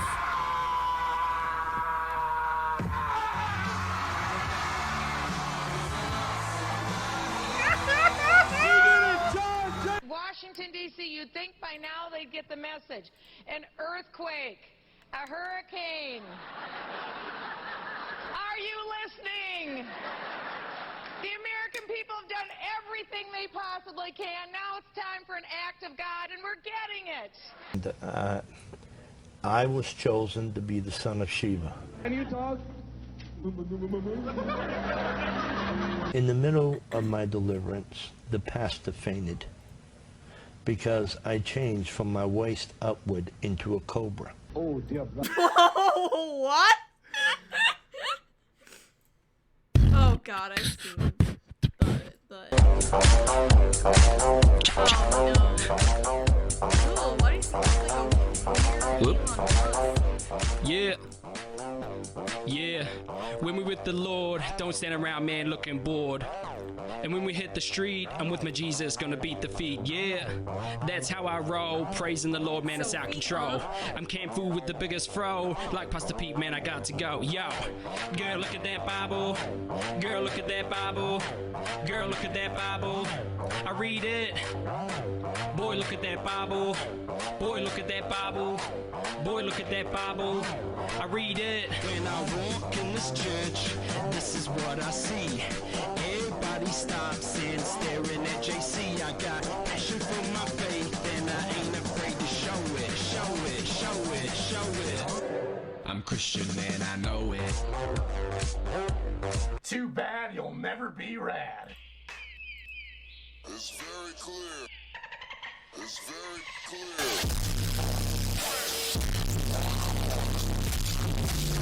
Why is Filthy Frank in this?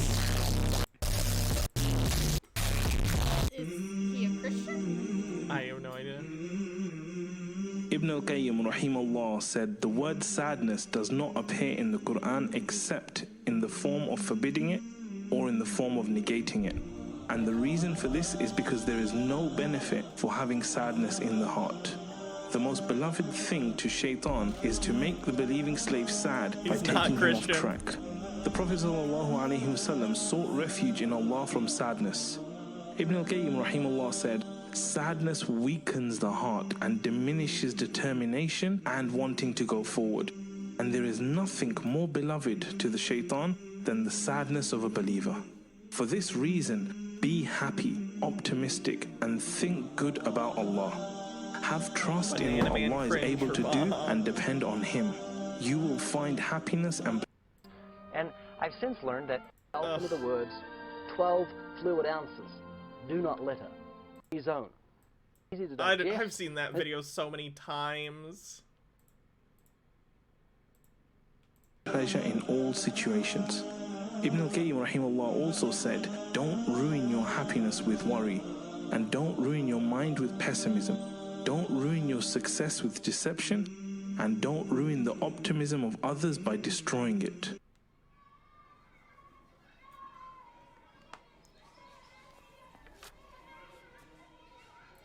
Oh boy, multiple links. TubeMan says, I can't wait for JoJo's Bizarre Adventure Part 7, Steel Ball Run, Convert Weeb to Christianity. Wait, is Jesus in the next season of JoJo's? That's kind of funny. Stone Rebel says, wait for it, with a link. I believe my dad. But as I started getting a little older, and I started questioning some of his beliefs, Nick says, fuck off with your toxic positivity, jackass. forming my own, a rift started growing between us.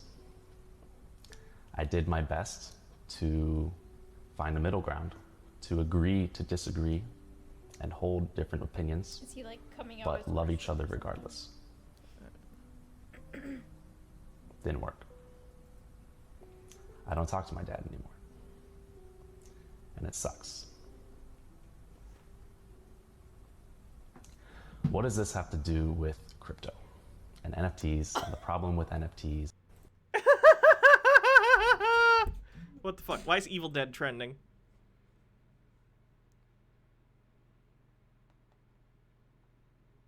No particular reason? That's a shame. I was hoping there was news of a new Evil Dead movie. That's a bummer. Okay, I think I'm done. I think I'm done. Oh god, I need something happy.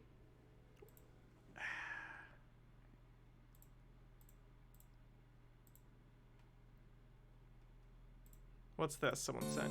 Oh, what a thrill I don't care about this demon thing people keep sending me. when the crimson starts to spill. That voice is definitely Invader Zim, though.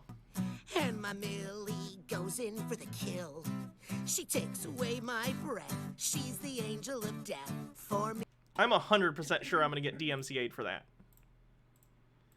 What sounds like a cleanse? Medicated person, what's this? Squish that. Oh, I love All you need to know is to squish that cat.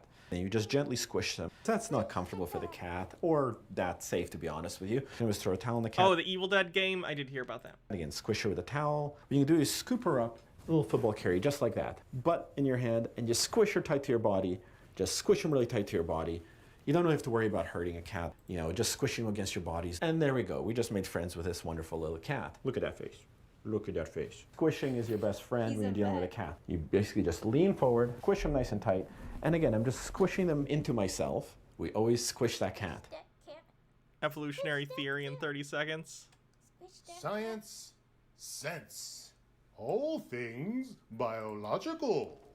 Charlie Churns by GBU. Good Mr. Darwin, after much introspection, So I've been decided that collecting notes creatures on topics survive for through a selection, good couple years. According to Google Docs, I've been...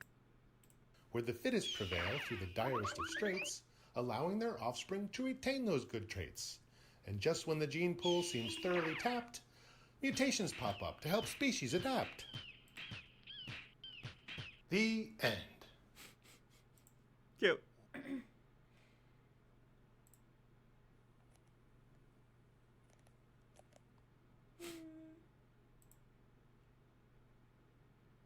Danny, don't you know that you are hot as fuck on the inside? Danny, don't you know?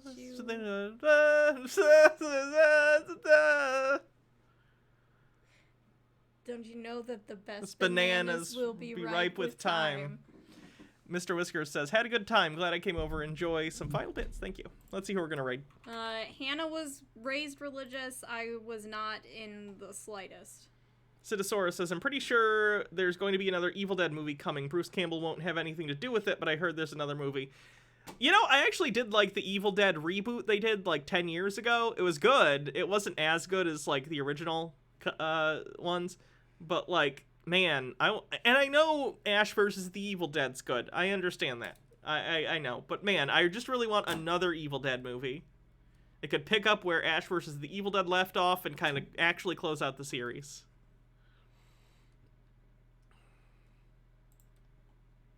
Surus? Sure. Surus, more like Shurus. The best thing to do is for a group of students who are actually on the teacher's...